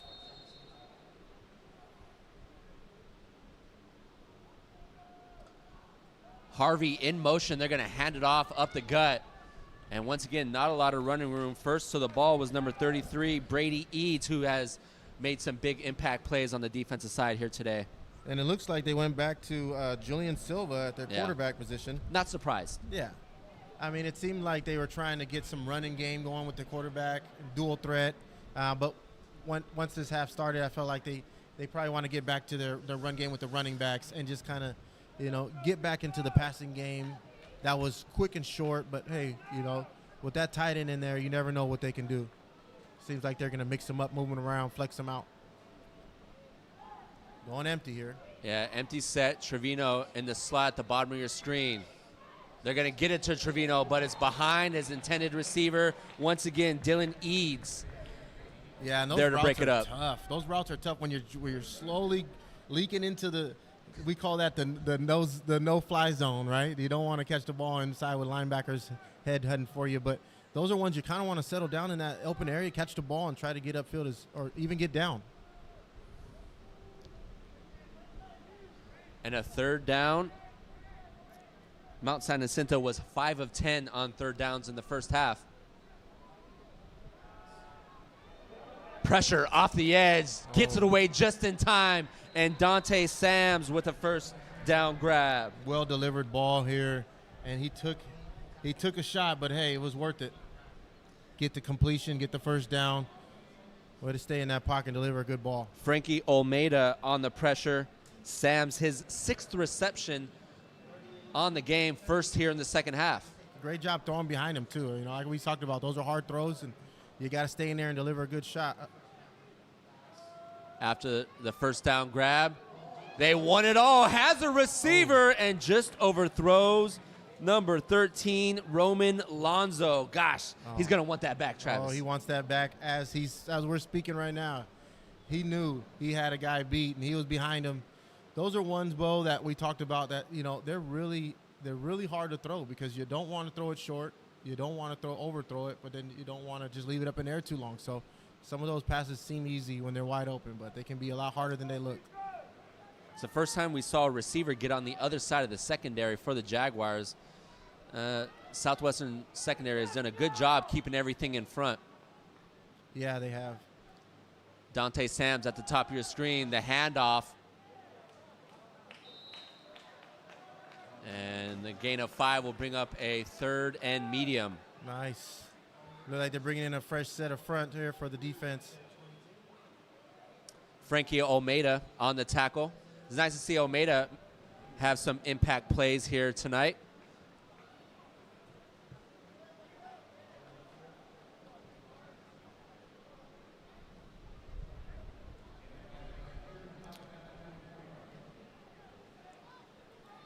Julian Silva.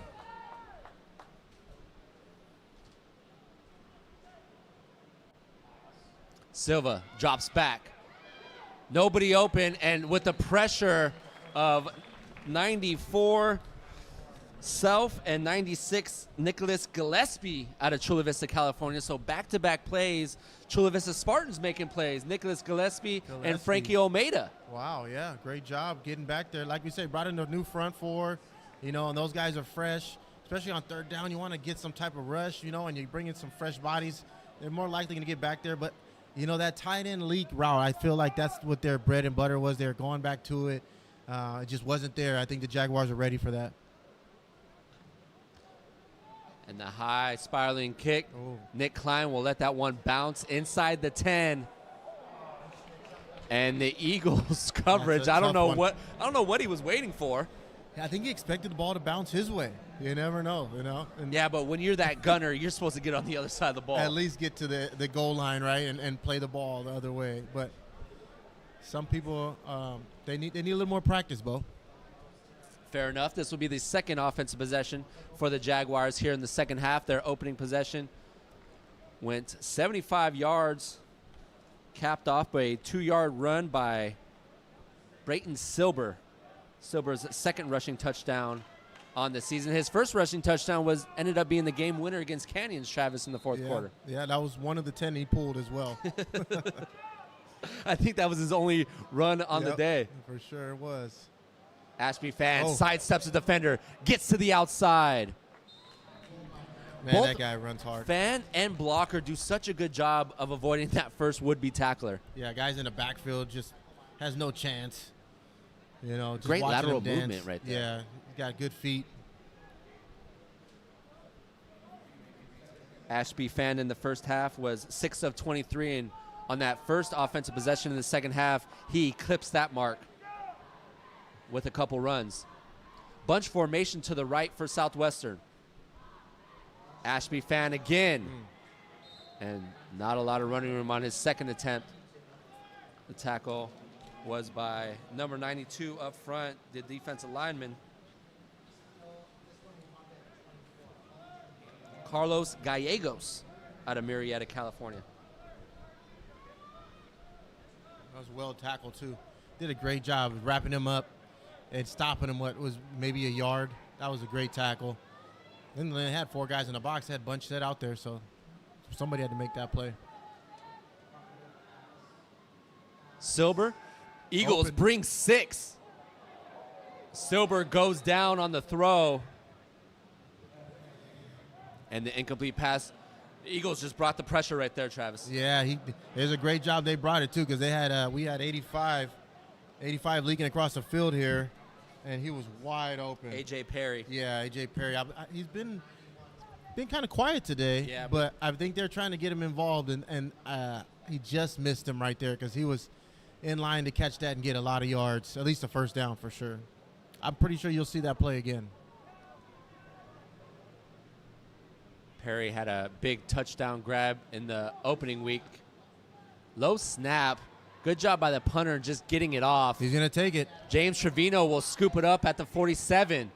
And no yards on the return. Once again, great coverage by the Southwestern special teams. Yes, they're doing a great job of getting down the field and just wrapping them up.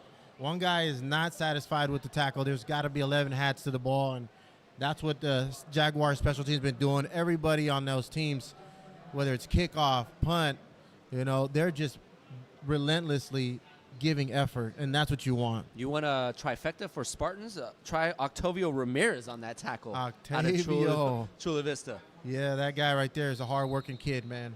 I have to say, he deserves a chance, especially on special teams. Making his impact felt right there on that special teams tackle. This will bring the Eagles back on. This is their second offensive possession here in the second half. They got one first down, but ended up stalling. A run by Silva. Looked like a quarterback design. Bounces off a tackle. And great job by Saranzi in saving that touchdown, but hardest run of the game from Silva. Yeah, and we kind of expected that from Cole Vasquez, right? That's why we were expecting when they put him in But to see him break some tackles like that, I'm pretty sure the coach is going to think twice about maybe running a couple plays with him. You love to see that down 25, a determined run. Still, the will is still there. Yeah, especially at this level, there's a lot of time left. Silva with bodies at his feet. He's going to go down. Frankie Almeida, the Chula Vista product, brings him down for the sack. In the backfield, just getting off the block, spinning, doing anything he can to get to that quarterback. Just relentless tenacity to just play through those guys and get to the QB right there. What a great play. Back-to-back Defensive Player of the Year for the Metro Mesa League, Frankie Almeida. And there was also pressure on the other side from Carson Curtis, who we've mentioned a few times here today. Yeah, Carson Curtis plays hard. He's doing a great job up front. Almeida stays in. Going empty here. Oh. Pressure up the middle. And is the ball intercepted? Yes, it is. Elijah Gutierrez goes down and gets the interception. And you got to give credit to the big men up front there. They were in his face from the get-go. You've seen the leakage from the D-tackle through the center right here. Just was already in his face, 93. Dax Monstein. Monstein just being a monster in his face, just causing havoc back there. And that's what you want, right? You want your DBs to be locked on those receivers, but you also need them to play the ball and just make sure they get that turnover that's thrown to them, because you don't get much thrown to you. You got to catch the ones that are in your area. That is the third turnover by the Jaguars defense. The last two resulted in touchdowns, and the first interception thrown by Julian Silva on the season. Caleb Blocker will get a turn here in the second half. Blocker was 6 of 24, or 6 rushes for 24 yards in the first half. And you like to see the offensive coordinator here switch it up, understanding the situation, knowing, hey, we got running backs that can make sure they secure the ball, and we need to control this game a little bit more. I'm pretty sure the run pass percentage has changed more to the run side. What'd you think? Bunch formation to the right. They ran out of this formation last time. They're going to decide the run. Caleb Blocker in the flats. His first reception gets up to the 30-yard line. That's going to bring up a 3rd and short. Those are hard catches right there, Bo. Over the shoulder into the flats. Man, when you can have running back catch the ball like that, you are doing some good things here. Caleb Blocker remains in. I know we kind of the reference of Devontae Freeman. Low center of gravity, hard to bring down, great lateral movement. They're going to get this one to Caleb Blocker. He brings it in with one hand. Needed to get to the 33 and got to the 35, but there's a flag on the opposite side of the field away from the ball. Yeah. Let's check out this grab, though, Travis. Yeah, and you talk about Devontae Freeman. To be able to catch the ball like that, to be able to run the ball, low center of gravity, and just, relentlessly play hard all game. It's just amazing to see that. So sideline warning on the Eagles. I think we haven't mentioned this much, is the fresh bodies. We've seen fresh 4 on the defensive line for Southwestern. We've seen the interchangeable running backs of Blocker and Ashby Fan. Fresh legs have done them justice here today for Southwestern. Oh, yeah, and like we talked about, being able to fluctuate through the receiving core too, like that's right. You got multiple bodies out there running routes. You're not having one guy just continuously run routes and just get tired and cramp at the end of the third quarter. You're able to keep guys fresh and get different guys the ball. Blocker, and that play is blown up in the backfield. They did a great job there. They got tired of waiting and just attacked, and that's the one the quarterback's got to keep. That's the 2 out of the 10, Bo. He's got to take one more. I'll make it 3, I guess. We're going to say in the backfield, that was number 52, Cesar Ruiz out of Lake Elsinore, California.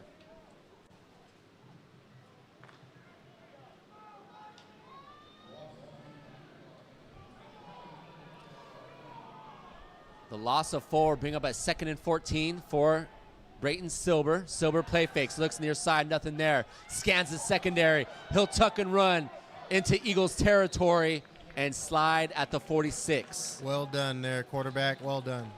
You see guys dropping. You got one-on-one coverage down here, but he's not open. So what do? Instead of trying to make a perfect throw, just take the yards they're giving you and get down. Good job not taking a hit. In a situation where you're up 25, we're not forcing anything, right? As a quarterback, that's kind of what you're noting. Yeah, I mean, he's doing a great job of composing himself in situations where he knows, making any one decision can change the game, and you don't want to do that, especially with throwing the ball. Oh, a running back wide open in the flats, brought in. Great open field tackle. Tripping up the running back was Bryant, the cornerback. Yeah, and that was a different running back. That was John Williams. Jamar Johnson. 29? 39? Oh, 39, I'm sorry. Yeah, you're good. Jamar Johnson, yeah. Yeah. From Canton, Ohio. Great grab. Great catch. And a good shoelace tackle. Yeah. By Bryant. 4th and short. Offense will stay on the field. Love up to 25. You love to see the coach take this. You like the aggressive nature. Yeah, especially when you got them on their heels. Keep going. The snap. The pass. And goes through the hands of his intended receiver, number 84, Clint Thompson Jr. It was there. It was there. I mean, 4th and short. I don't want to, go back on what I say, but I really like the run game, and I probably would have stuck with it there, especially when you could spread them out like that and just have that wing back in there, just help you block and contain. Your running backs are doing a great job. I mean, you did bring in 39, so they might have been tired, right? Right. So, going back on the play call, though, normally up 25 in that part of the field, you'll see a punt. Yeah. But you got to love the confidence from the OC with Sober. Yeah, those maybe a tush push would come into play. What do you think right there, Bo? Yeah, I mean, it's tough to say at this point with everything. And the ball's loose. They're going to say the quarterback was down, but once again, number 40, Carson Curtis, along with the combo tackle of Nick Joseph.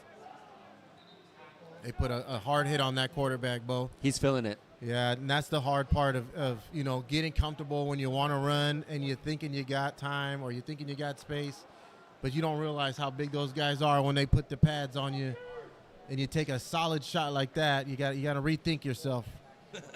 Reevaluate your day. Julian Silva, nothing to joke about, obviously. Thankfully, he comes off under his own power, but he was definitely shaken up by that big hit.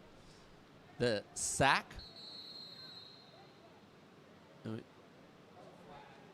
2, 4, 6, 8, 10, 11. Too many men on the field? No, they got 11. I think they. So a delayed game on the Eagles. And you see that often when an injured player comes off to the field and you have to bring on a new quarterback. It's tough to get that snap off in time. Yeah, and you get a lot of criticism, too, from just, laying down. When you get hurt and everybody's laying down, is he really hurt? Or that's the time where you should probably lay down just so that way. A little bit long. And just because they'll stop the clock and they'll stop everything and let you actually get off the field and not allow have to your rush backup quarterback to get in. And the Eagles' offense looks a little bit in disarray right now. 18th year head coach Casey Mazzotta wants an explanation on what the heck is going on. He's talking to 2 officials on the far side. Unsportsmanlike conduct. It's going to knock him back another 15. So we talked about the penalties in the first half. 9 penalties for 74 yards, and now make that 11 or 12 penalties and over 100 yards of penalties for the Eagles. It's tough to win games like that. Yeah, there's a couple words it seems like were being said on the sideline, and the ref, I think, just didn't want to hear it anymore. It's tough, though, man. You get frustrated, and things are said sometimes in the heat of the battle, and you don't want it to affect your team. But hey, all you can do here is just learn from it and move forward.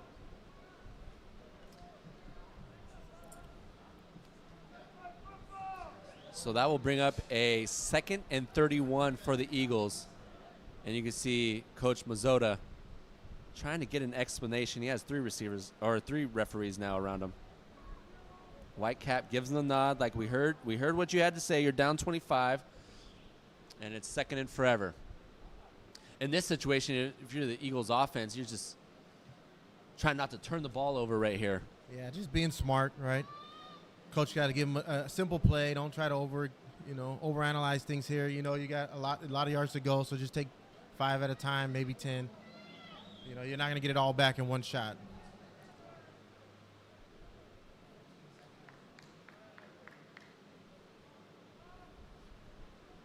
We have a pause and play. It looks like they're trying to reset the game clock. It's currently at 16 seconds. Beautiful day here in Chula Vista, California at Devore Stadium. Southwestern College, Bo Furtick, Travis Crawford. Here on the Cali Photo Sports Network, Pablo Espinal providing the great shots from above. He's also our executive director and the creator of Cali Photo Sports Network. It's all because of him this game is being provided to you. Second and 31. Harvey in motion. He's going to get in the fast. That might have been a lateral pass, but they're going to call it a forward pass. Incomplete. Yeah, and that's what we're talking about. Just making something simple. I mean, those are hard when you got to throw a backside, right, Bo? We talk about that, having your feet set right. Sometimes you think you can wing it with your arm and get it there, but then it's short. You short arm it a little bit. So quarterbacks got to take time right there when you get a situation where you got to get a couple yards. Just play catch, Because in a situation like that, right, perfect example, you got to open up your shoulders a little bit more to the left side than if you're just throwing to the right. But your feet have to set you up to be able to Right. You're not right. Your feet or your shoulders got to move with your feet. Yeah.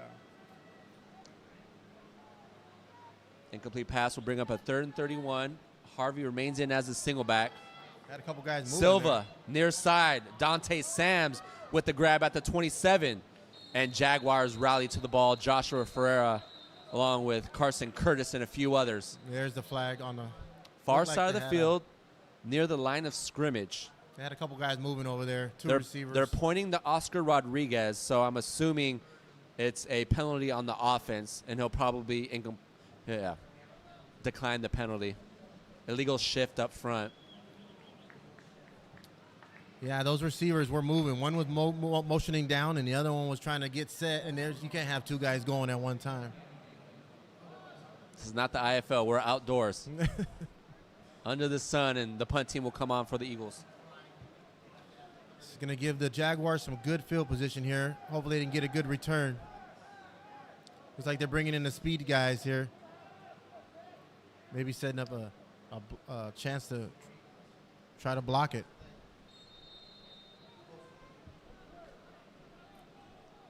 They're just going to let this clock run down to end the third quarter.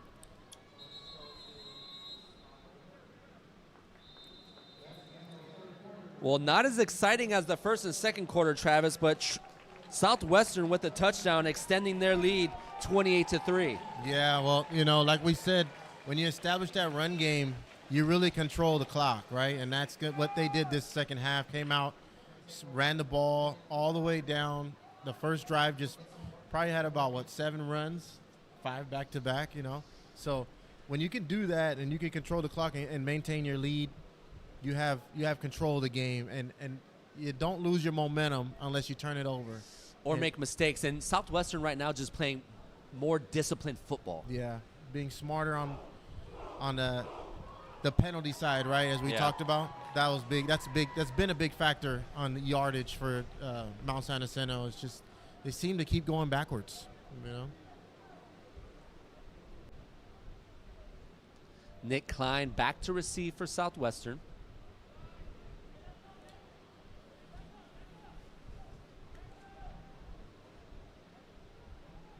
We've seen a few booming kicks from Sebastian Stapleton. Nick Klein has done a good job so far in bringing them in cleanly.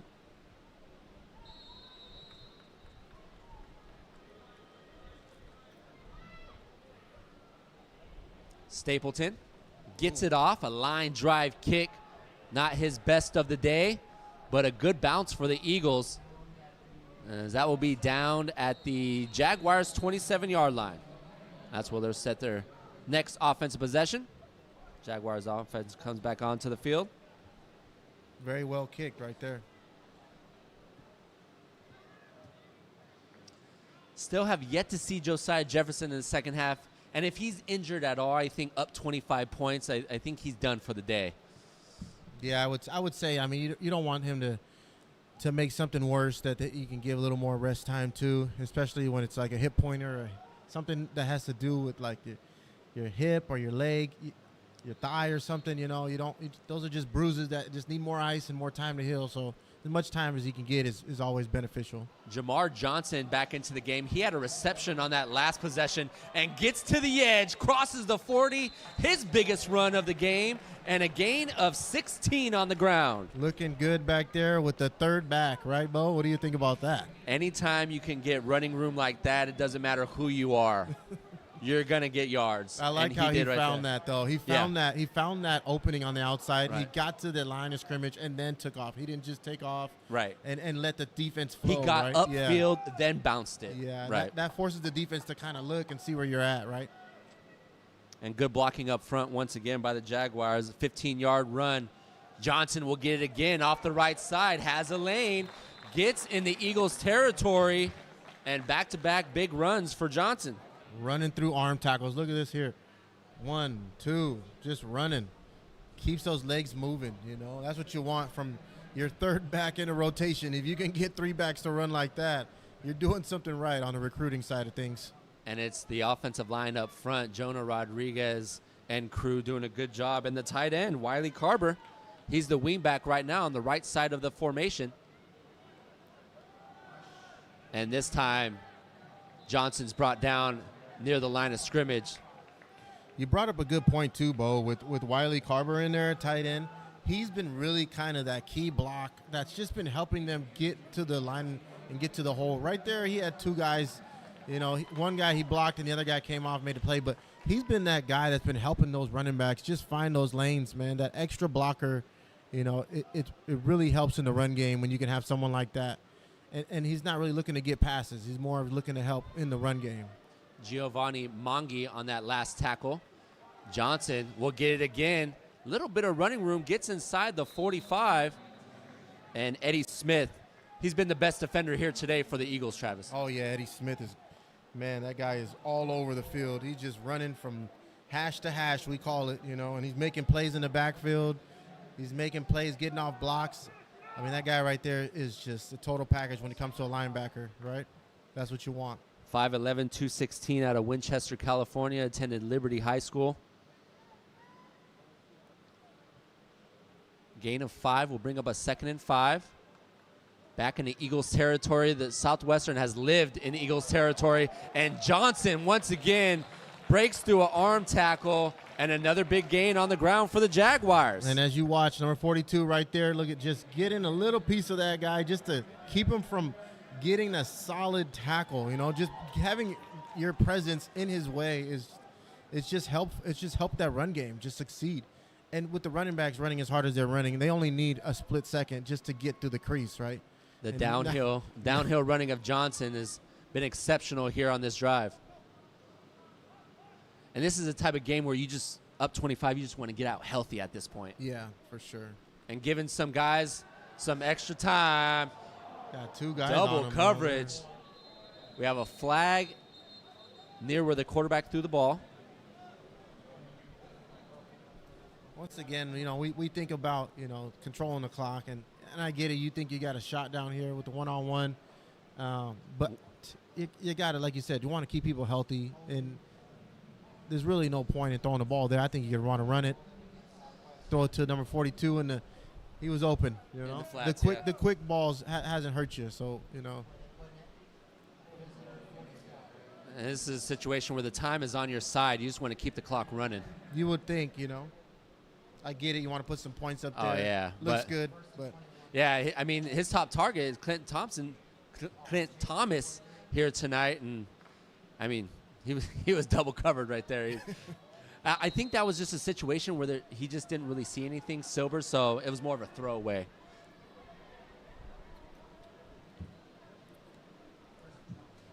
First and 20 after the hold.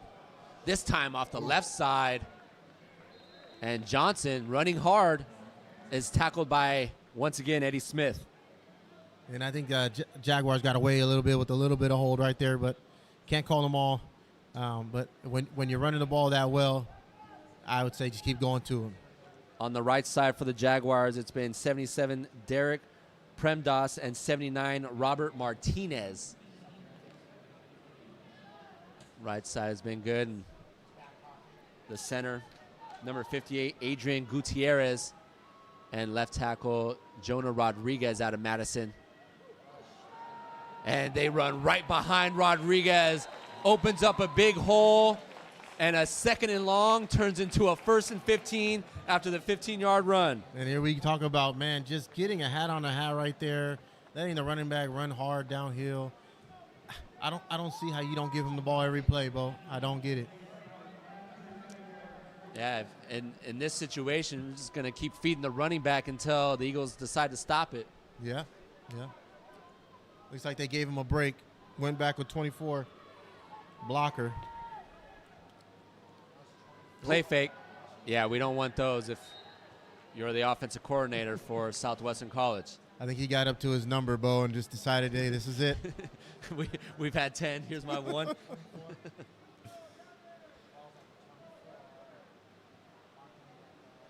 Other than a couple big plays through the air, the Eagles' front seven has actually done a fairly good job here today. Yeah, I mean, it's hard to stop the run when you can throw the ball on big plays like that, and they have done a decent job. But when you got healthy running backs, you got guys running the ball that are coming in not tired at all, Yeah, it makes a big difference. Eagles stacking the box a little bit, 5 on the line, a guy in each gap, and blocker might have picked up 1. That was Lee John from Temecula, Linfield Christian High School. Was in the backfield making plays. Big 44 right there. Gain of 1 will bring up a 3rd and 10. Ball at the Eagles' 23.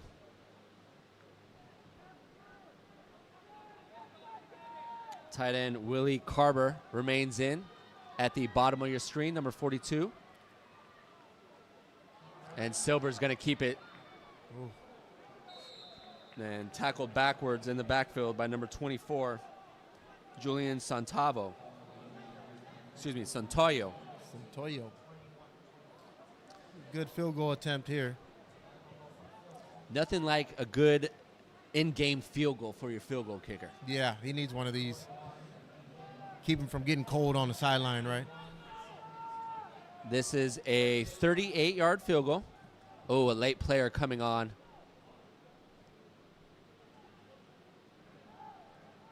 They practice this. They'll be okay.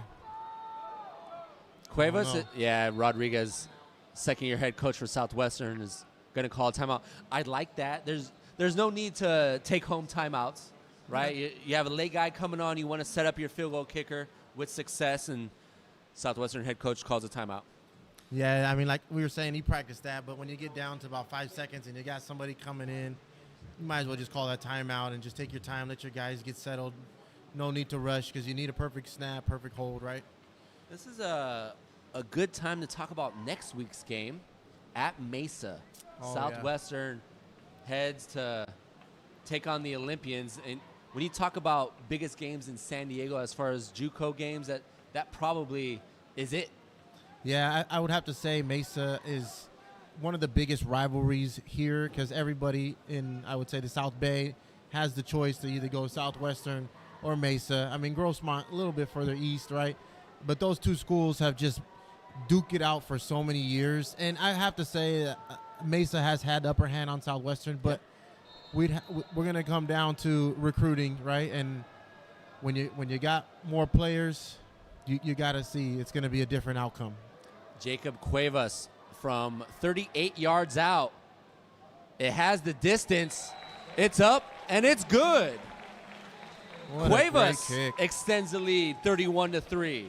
And I think you got to give credit to the coach for giving him that timeout and just calming him down. Right. If he would have rushed it, it probably wouldn't have been as relaxing of a kick as it looked. Those kicks are not easy, and he made it look real easy right there. Like he had no pressure at all. bothering him with that kick. So getting back to Mesa, I mean, when we talk about recruiting, right? I mean, the one who wins that game is going to win the recruiting battle. Is that pretty much how it goes? That's usually how it goes, yeah. And the hard part is there's a lot of kids that like to go from San Diego to Mesa. You know, it's just convenient. You know, they're just right down the street. And Southwestern used to be real convenient for people out here as well. But just lost sight of that. I felt like they went out and got a lot of players from out of state. And it's going to bring more home people here to Southwestern. But once that game happens and the outcome shows, then you'll really kind of get the result of how that effect really takes its toll. Cuevas boots it to the 1. Oh, good catch. Sams brings it in, but the coverage of Southwestern only allowing Sams once again 10 yards on the return. 10 yards. Yeah, I mean, do you let that go is the question. You're catching it on the 1 yard line. Down 28, I think at this point you're trying everything. You're trying to, I get it. You want to be a big play guy. You want to go and you want to get the yards and try to break out, but I think you got to be smart in that situation too, because you know, just let it go. Let it go. But they got a personal foul out of it. I'll give him an extra 15. Helps them get out of the 20.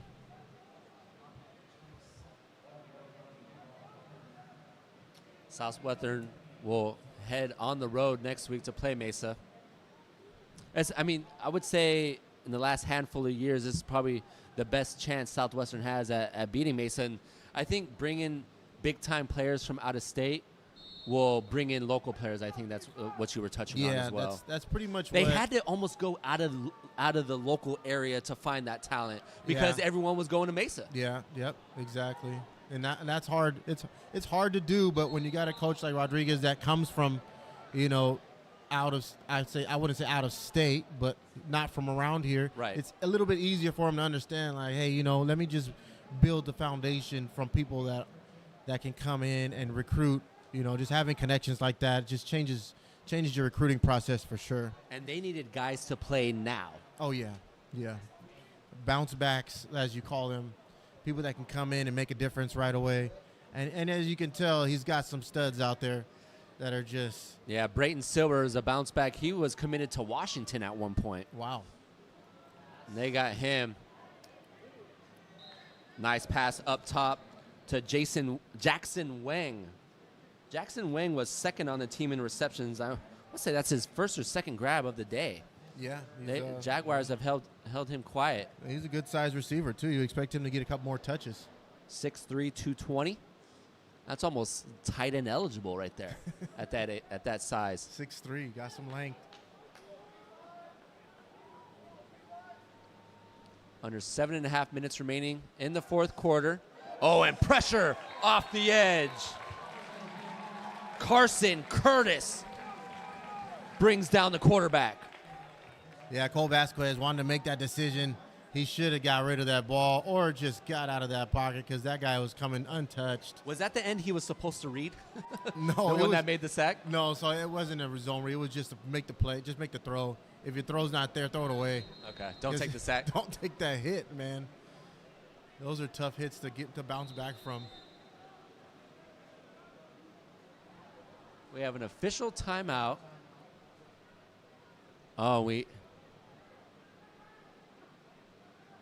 Looks like the Eagle players are fighting with themselves right now. And Coach Rodriguez gets a thank you defense from the sideline. Yeah, right now it's not a good look. The Eagles players are challenging them. Yeah. And it looks like the coaches, I don't know if the coaches were involved or not, but they stopped play quickly.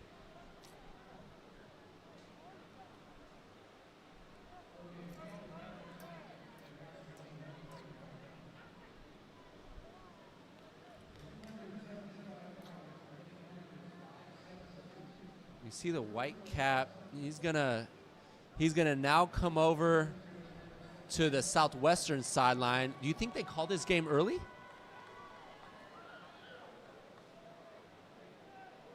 I mean, we haven't seen that. You could see A.D. Ron Valenzuela on the sideline as well.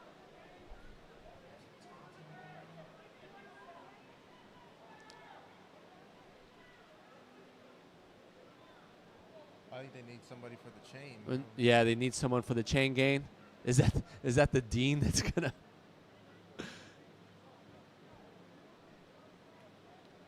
Well, if you remember last year, Ron Valenzuela was running the chain gain at one point. You rarely see an athletic director on a sideline so involved. But, man, I don't know if there's anyone that wants this program to be more successful than the athletic director, Ron Valenzuela. Yeah, when he came in, he was, relentlessly trying to make changes and just doing the right things for the team, asking a lot of questions on how he can succeed and help and help get, just answers to be more for the program. And he's done a lot. He's changed a lot, and he's got the right guys in here, and he's been a big help for this program. They've turned this program around in less than 2 seasons. I mean, this is the second season under Oscar Rodriguez. He goes 2-8 last year after a 1-9 season. Obviously, he wasn't given much to work with, but I mean, a lot of people, including myself, would say this is a faster turnaround than they saw coming for the Jaguar program. Yeah, I would say. I mean, they have high expectations for sure, and, right. and with him coming in, they knew it was going to be a tough task. But I think the way he went about things and got the right kids in here, it just changes the whole program. So Vasquez remains in as quarterback. He has a receiver at the 20 and is tripped up. A touchdown saving tackle, but a great throw from Cole Vasquez, his best of the day. Yeah, great throw, great catch. Jackson Wang, we were just talking about, Bo. Jackson Wang. Man, that guy can fly if he gets some space. And that quarterback put a great ball on him.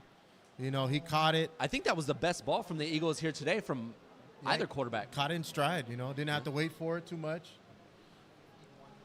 51-yard reception to Jackson Wang.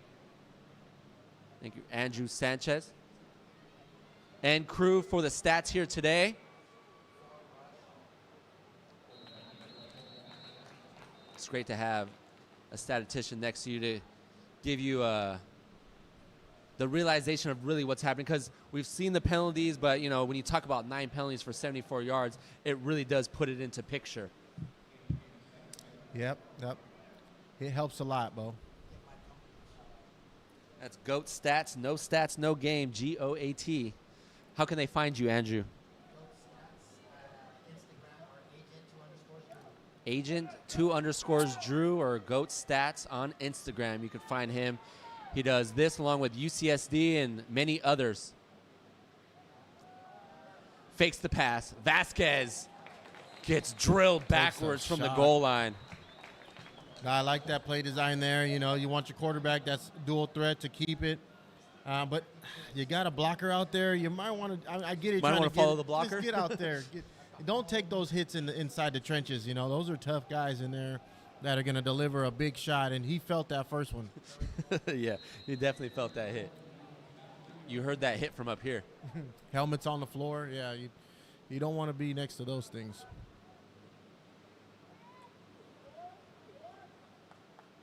You don't want to be standing next to a helmet on the floor, but you don't want that helmet to be yours on the floor either. Well, of course. Cole Vasquez remains in at quarterback, 3rd and goal.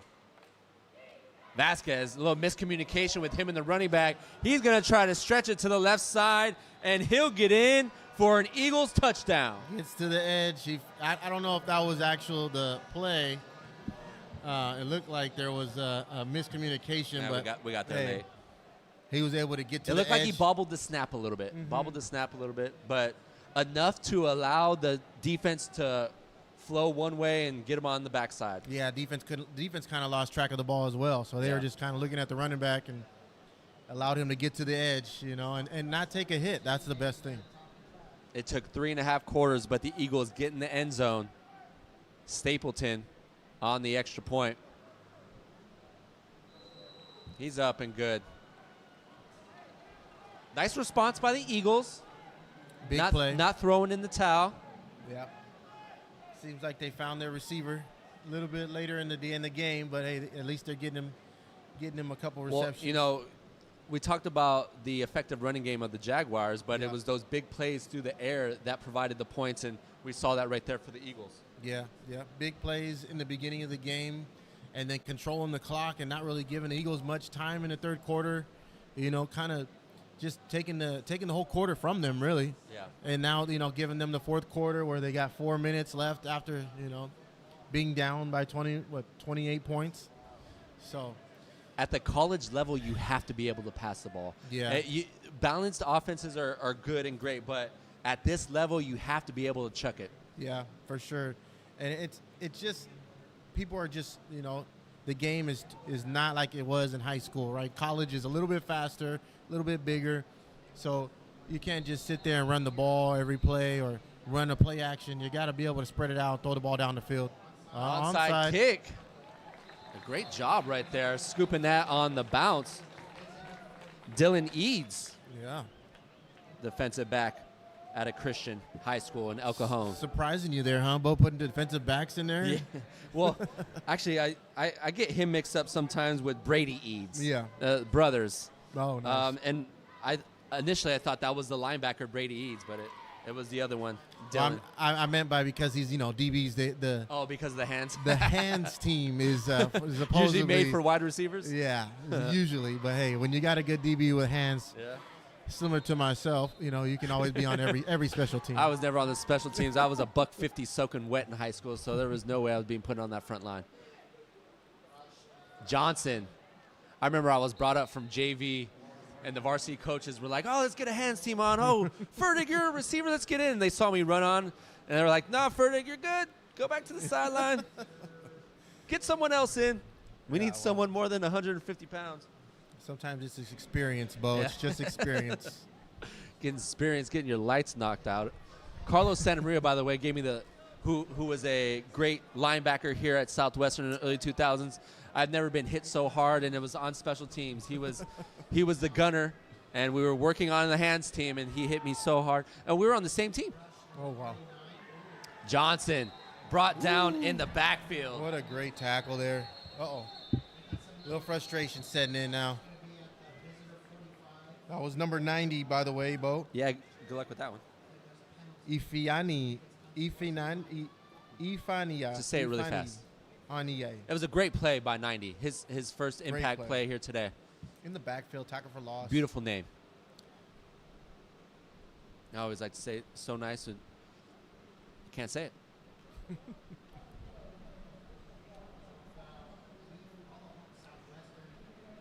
I love the tenacity of this Eagles team right now. It was down and out. They could have just thrown in the towel, but they keep fighting. Yeah. They keep fighting. And for the Jaguars, it's great experience in not letting the foot off the gas pedal. And that seems like kind of what's happening right now. Yeah, finishing the game strong, right? But also learning how to control your emotions. Yep. As you can see, there's, you know, words being said on their sideline, and it's affecting their ability to focus on the game at hand, right? Yeah. And you can be have tenacity, but you also got to be disciplined. And with Silber wanted the snap because he had defenders running off the field. There's going to be extra men on the field. Johnson tries to stretch it off to the left. So 2 flags on the far side of the field and in the backfield. You can see Silber, he wanted to get that snap because he knew the defense had 12 men. And that's what we were talking about. I mean, you got all this tenacity and aggressiveness, and you got guys not really paying attention. Yeah. Guys are on there still. They need to get off. You lose your focus to the game, and you don't really pay attention as much as you should. And then all of a sudden, things start to trickle down. A little snowfall effect, right? Snowball. Snow? No such thing here in San Diego, snow. Only when it's man-made. Let's see what the call is. Multiple flags on that last play. Legal substitution. False start. Wow. And a holding for the trifecta. Now we're going to replay that down.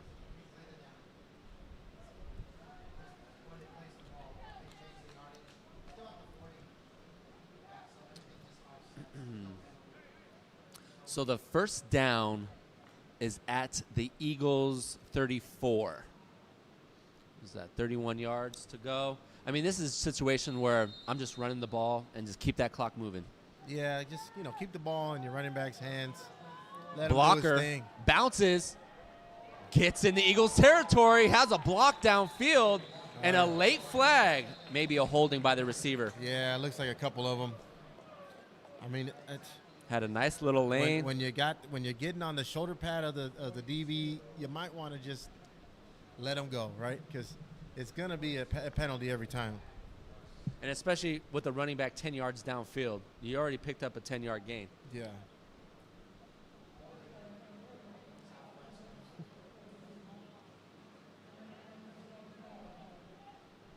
So the Eagles are going to accept that penalty.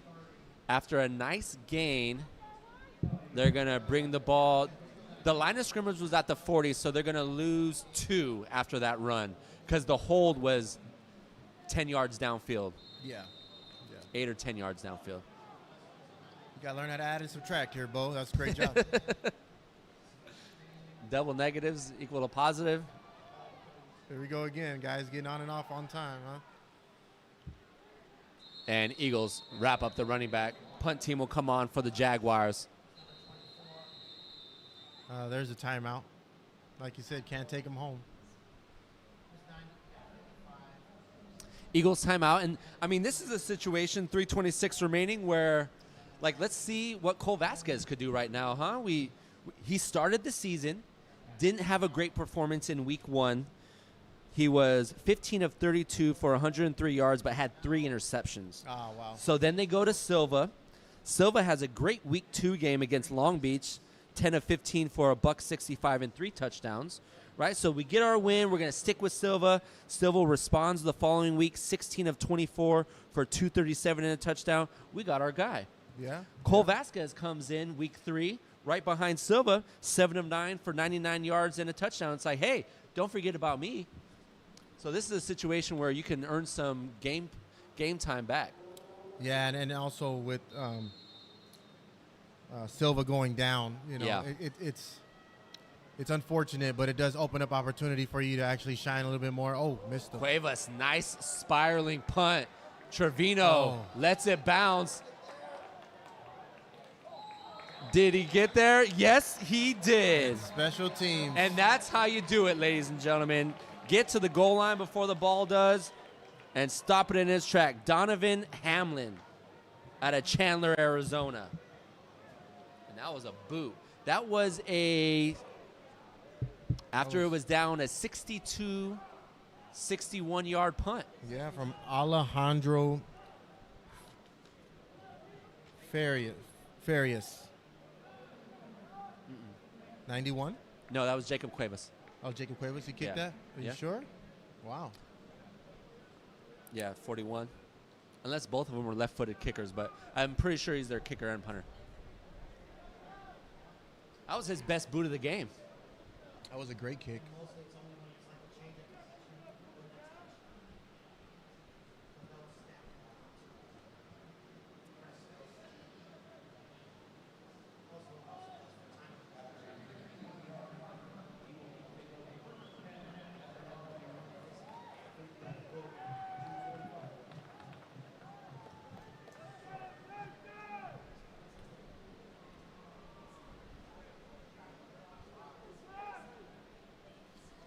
So the Eagles with their backs up against the goal line. And Julian Silva back into the game. Silva, pressure, and he barely gets out. Wow. We just talked about Cole Vasquez, and hey, let's bring Silva in, see what he can do. Maybe it's just his time, right? Came back off his injury. Yeah, the thing is, when he got hit, it looked like a head injury. Like, not a head injury. Wind knocked out of him, maybe. But he was holding his head when he got hit, when he got sandwiched pretty much between the 2 defensive linemen. So I'm actually surprised to see Silva in this game.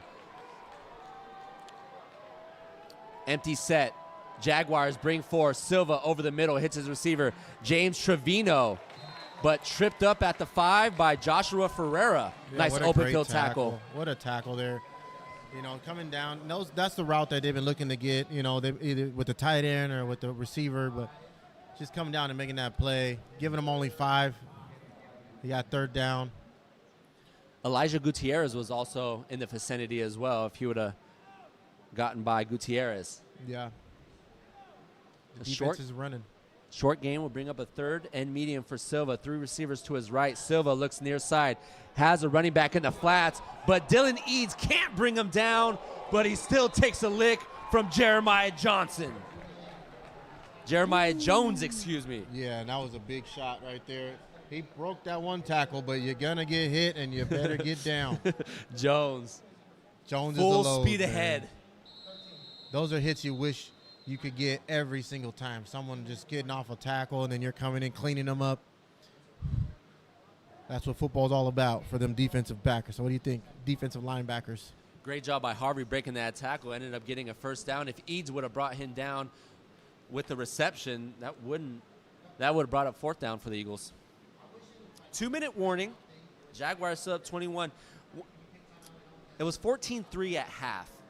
And really, Southwestern opening drive for a score, just all the momentum. It just never seemed like the Eagles could gain that momentum back.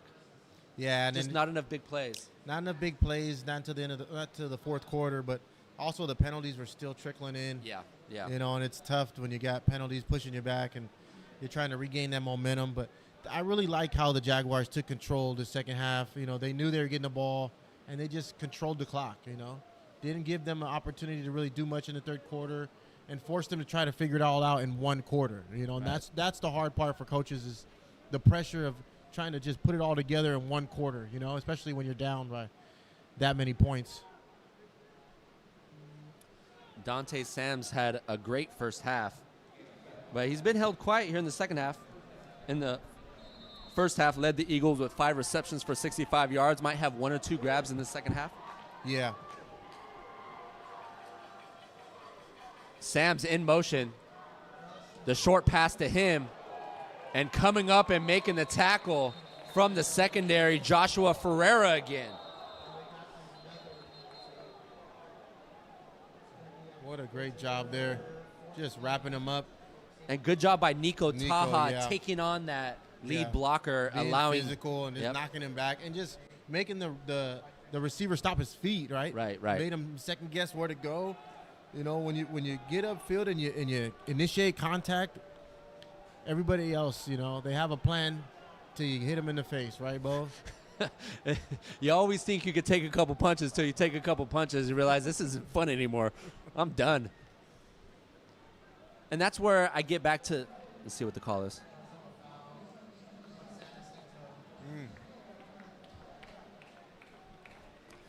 And getting back to the Eagles, that's, you know, they've taken a few blows here today, safe to say. And they still keep fighting. Yeah. I mean, they're 2-1 on the season coming off of winning 2 games. So this is a formidable program who's been competitive for really all 18 years under Casey Mazzota. Yeah, I feel like if they just clean up those penalties, I mean, Yeah. they'd be doing a lot better than what they are right now. Clean up the penalties and those turnovers is a completely different ballgame, but you could say that for a lot of games as well. Oh, yeah, that's what the game comes down to, you know, who makes the least amount of mistakes and who doesn't have that many penalties. Yeah. Is going to win the game. Yeah. Winning the turnover battle and mental errors.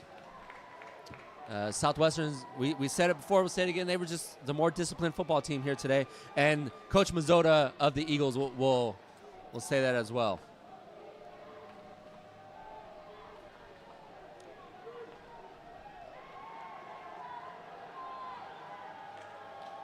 Nico Taha, number 16, the outside linebacker.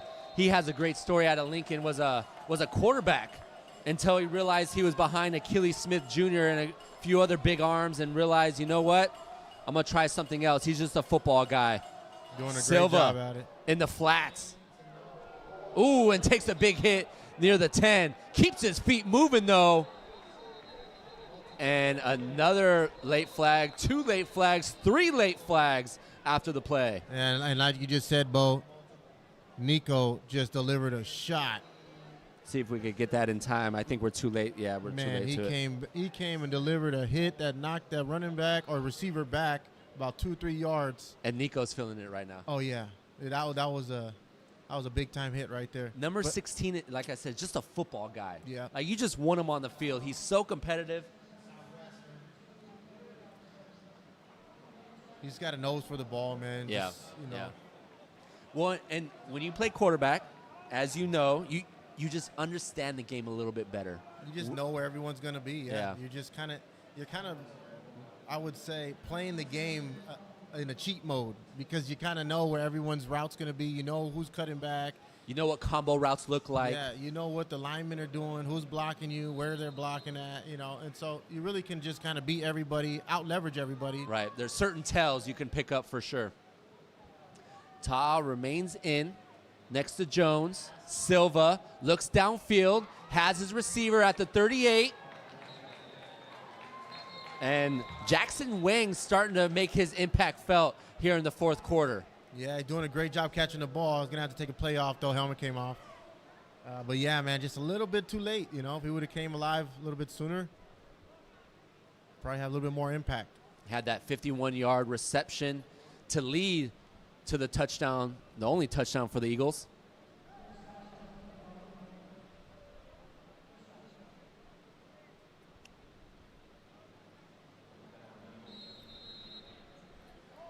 First down at the Eagles' 38-yard line. Clock still running. Silva will look to go deep, but he's tackled from behind, and his helmet goes rolling. And this is what I was saying. Silva is down and out right now. Oh, man. Combo hit from the front and the back.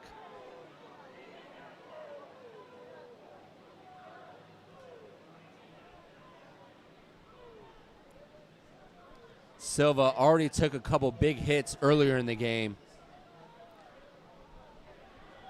And, I mean, we'll try to show it again. The camera guy was following the ball, but it looks like he got hit up top and down below, and that's never a good thing.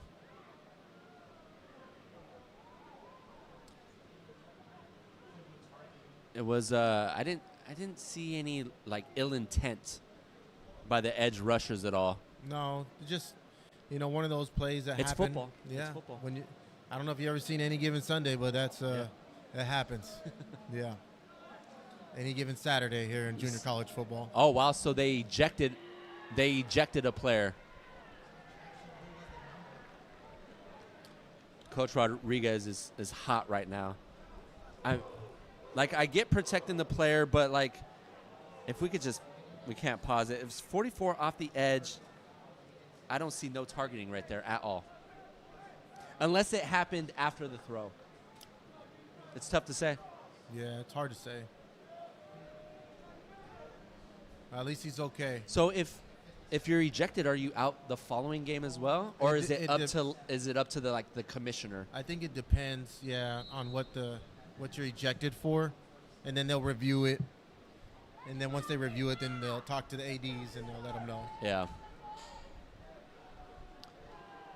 On comes the backup quarterback, Vasquez. He's going to tuck and run. This is what he's good at. Has a lot of room, and he'll get out of bounds after a 12-yard run from number 4. I have to say, Vasquez still got some life in him with 48 seconds left in the game. You'd love to see that out of your quarterback. Come in and at least just do the best thing you can. Right. Give the effort you need. And this will help get the momentum into the next week because, you got some film and you got something that's actually positive. You got to push yourself to get some positive stuff going to next week. Sam's in motion. Ooh, here we go again with another flag. Last 2 minutes, like an everlasting gobstopper right now, just won't end. Well, the penalties continue to mount up to affect Mount San Jacinto.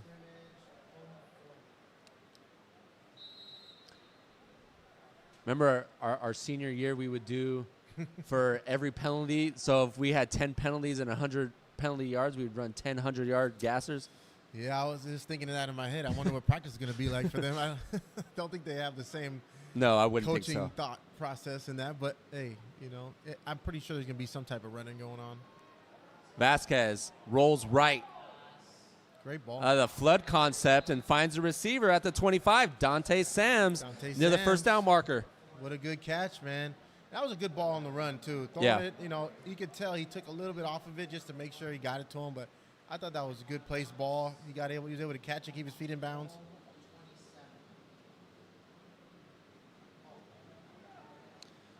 Jacob Sarasenzi checks back in, replacing Jeremiah Jones. Yeah, it's smart for the Jaguars to get some of their key players off the field here. Don't need an injury. Vasquez looks downfield, pressure, and Vasquez goes down. Big number 96, Nicholas Gillespie out of Chula Vista, California. The Spartan coming home and making a play. Home of champions. That's right. And Gillespie tries to put a stop to this drive. Eagles are going to call a timeout with 32 seconds remaining. Thinking it's their last one. What do you think? Yeah. In this situation, it's not that the Eagles are trying to win the game. I think they're just trying to work with something, knowing that the possibility of not having Silva next week and just working Vasquez. You could practice this stuff in practice, but gameplay just provides another level. Yeah, for sure. It allows you to actually learn a situation and be involved in it and just kind of have a down and distance that you're going to see on film, and be able to look at that play and be like, hey, that was successful. Those are things that you take from these games in this situation, like you said, even though the time and the score doesn't resemble what you want, but at least you're able to get some out of it and progress on to the next week and use it in the next, the rest of the year. Vasquez on 3rd and 10 needs to get to the 25. Vasquez far side of the field. Sams, great hands by Dante Sams, brings it in at the 27, just short of the first down marker. Yeah, and these are plays that, like I said, if you can run these plays early on in the game, you would have a little more success, right? And if you're able to do that now and take it to practice and learn and apply it in the next game, then, hey, you got something out of it, right? Chance LaChapa on the coverage. Was there with Sams. Didn't allow Sams to get the first down. So the down and distance marker says 3rd down, but it was 3rd and 10, so 4th and short. Vasquez might run it right here. Spread formation. Over the middle, and that ball is deflected by Jacob Saransey. Okay, so that was a 3rd and short. That incomplete pass will bring up a 4th and short now. Yeah, I think they had the penalty. Yeah, replayed it down before.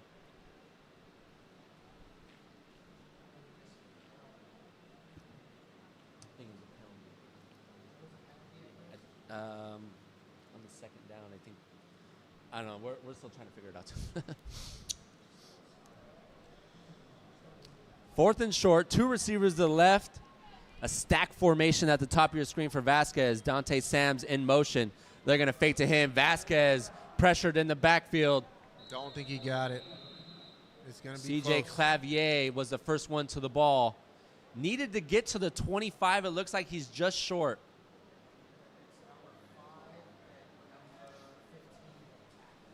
Well, what a great job on that defense. Turnover on downs. Good stop by the Southwestern Jaguars. And first off the field was Joshua Ferreira. Yeah, who deserves a break, man. That kid has been doing it all for this team. Coming down, making plays, covering on the back end, just stopping all the momentum from that offense, trying to get them to just feel the wrath of his presence, That's just been his go-to thing is just be present and make plays. It's what all teams practice at the very end, the victory formation. Only one team will leave the field with it, and today it would be the Southwestern Jaguars as Brayton Silber, another exceptional game for him today. 2 Great passing job. touchdowns. Actually, scratch that. 3 passing touchdowns and a rushing touchdown. In the home opener, he had 3 passing touchdowns and a rushing touchdown, and he matches that here today as well. Yeah, and you got to give credit to those running backs. They really came alive the second half and just changed the way they had to play the game. I mean, the receivers did a great job in the first half, catching big plays, getting down the field, breaking the coverage, but the running backs secured the win for them. And you got to give credit to the coaches too. The discipline is something that plays a big part on these teams. And if you can get your team to win the penalty battle by a big margin like they did today. And the turnover battle and plus the turnover 3. battle, yeah, that's something that you really want from your team. And keeping your guys healthy, those are things that will always come if you're just doing the right things. So, great win. Go Jags. And they will head to Mesa next week to take on the Olympians in what will be the biggest game in San Diego at the junior college level. For our executive producer, creator, and cameraman, Pablo Espinal, my color analyst, Travis Crawford, I'm Bo Furtick signing off. Good night. Have a great weekend. And go Jaguars. Go Jags.